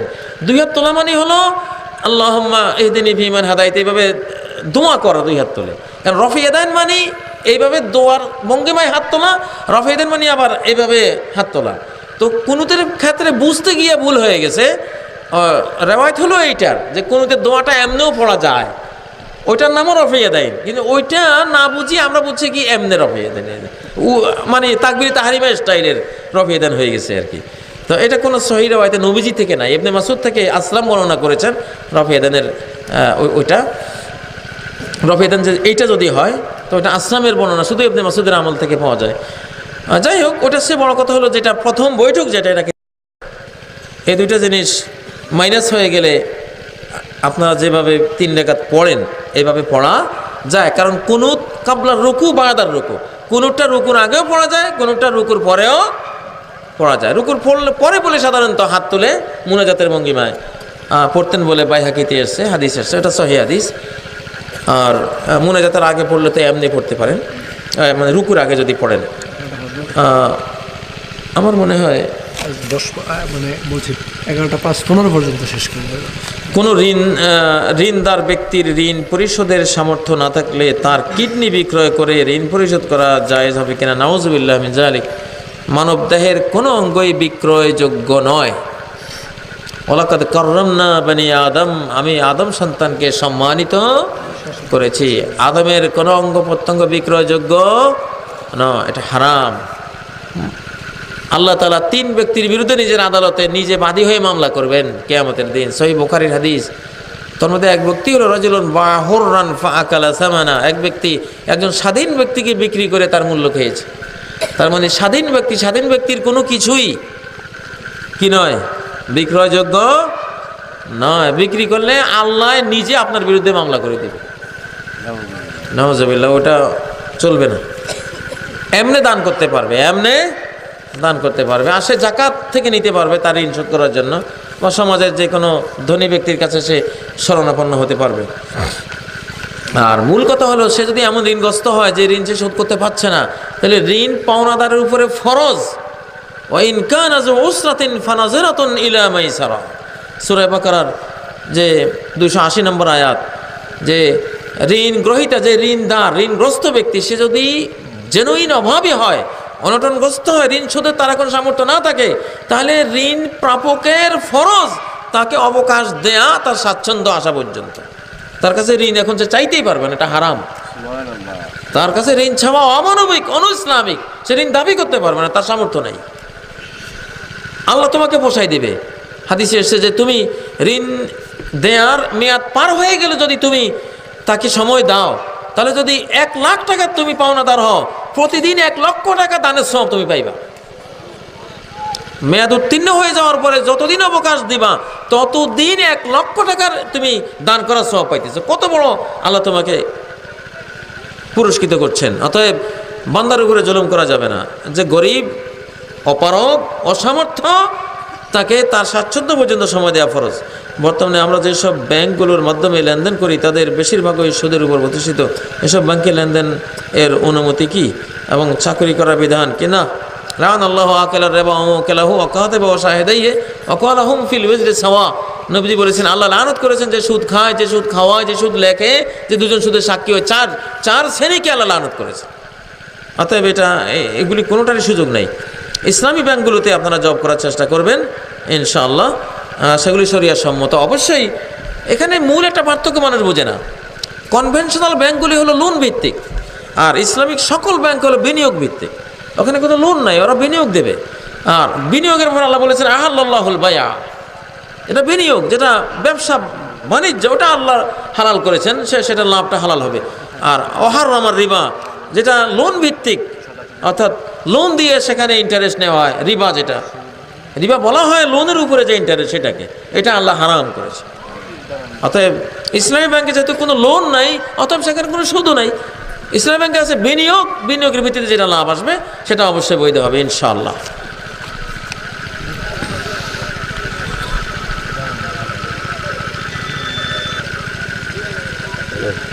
সূরা বাকারা আয়াত 136, সূরা আলে ইমরান 102, সূরা আম্বিয়া আয়াত 108, সূরা কাসাস আয়াত 53। কোরআন দ্বারা প্রমাণিত আমাদের পরিচয় মুসলিম।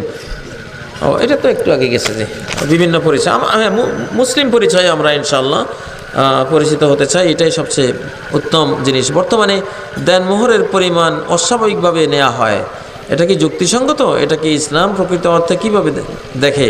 না, ইসলাম বলেছে আযামুন নিকাহি বারাকাতান আইসারুহু মাউনাতান, সবচেয়ে বেশি বরকত, নেয়ামত, সুখ, শান্তি হবে ওই বিয়েতে যে বিয়েতে মোহরানার পরিমাণটা কম রাখা হয়, ব্যয়ভারের বোঝাটা কম রাখা হয়।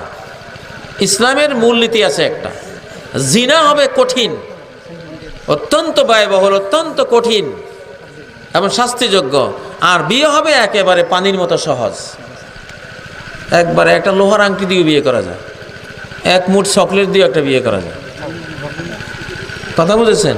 বিয়ে এত সহজ যে আমার কাছে কিচ্ছু নাই আর আসলে, ঠিক আছে ওর টিউশনই করো, ওকে তুমি কোরআন পড়াই দিও, এইটাই মোহরানা, যাও বিয়ে দিলাম। টিউশনিকে মোহরানা ধরা হয়েছে, সহিহ বুখারীর হাদিস, যা ওয়াস্তুকাহা বিমা মাআকা মিনাল কোরআন, তোমার লগে তুমি যে কয়েকটা সূরা পারো, স্ত্রীকে এগুলি শিখাই দিবা, এটাই মোহরানা, যাও। সুবহানাল্লাহ। বিবাহ হইতে হবে সহজ, আর ব্যভিচার হইতে হবে কঠিন। বাস্তবে সমাজে এখন ব্যভিচার হয়ে গেছে পানির মতো সহজ, বিবাহ হয়ে গেছে বিশালভাবে কঠিন। এই জন্য সমাজ শেষ, সমাজের নীতি নৈতিকতা এগুলি সব ধ্বংস হয়ে যাচ্ছে। এর উল্টাটা করতে হবে, বিবাহকে সহজ করতে হবে। আল্লাহ তাআলা আমাদের তৌফিক দান করুন। আমার মনে হয় আমরা অনেক প্রশ্নের উত্তর আজকে দিয়েছি। আল্লাহ তাআলা এই প্রশ্নের উত্তরগুলির এই আসরকে কবুল করেন, এই জ্ঞানগুলো থেকে আমাদেরকে উপকৃত করুন। এবং সর্বশেষ যে দোয়ার মজলিস শেষে যে দোয়াটি, এটা সবাই পড়ে এখান থেকে বিদায় হয়ে যান। সুবহানাকাল্লাহুম্মা বিহামদিক, আশহাদু আল্লা ইলাহা ইল্লা আনতা, আস্তাগফিরুকা ওয়া আতুবু ইলাইক। আসসালামু আলাইকুম ওয়া রাহমাতুল্লাহি ওয়া বারাকাতুহু। Prophet is our Muhammad. Islam is our religion. Islam is our religion. Word of life is Al Quran. Allah is our Lord. Prophet is our Muhammad. Allah Muhammad.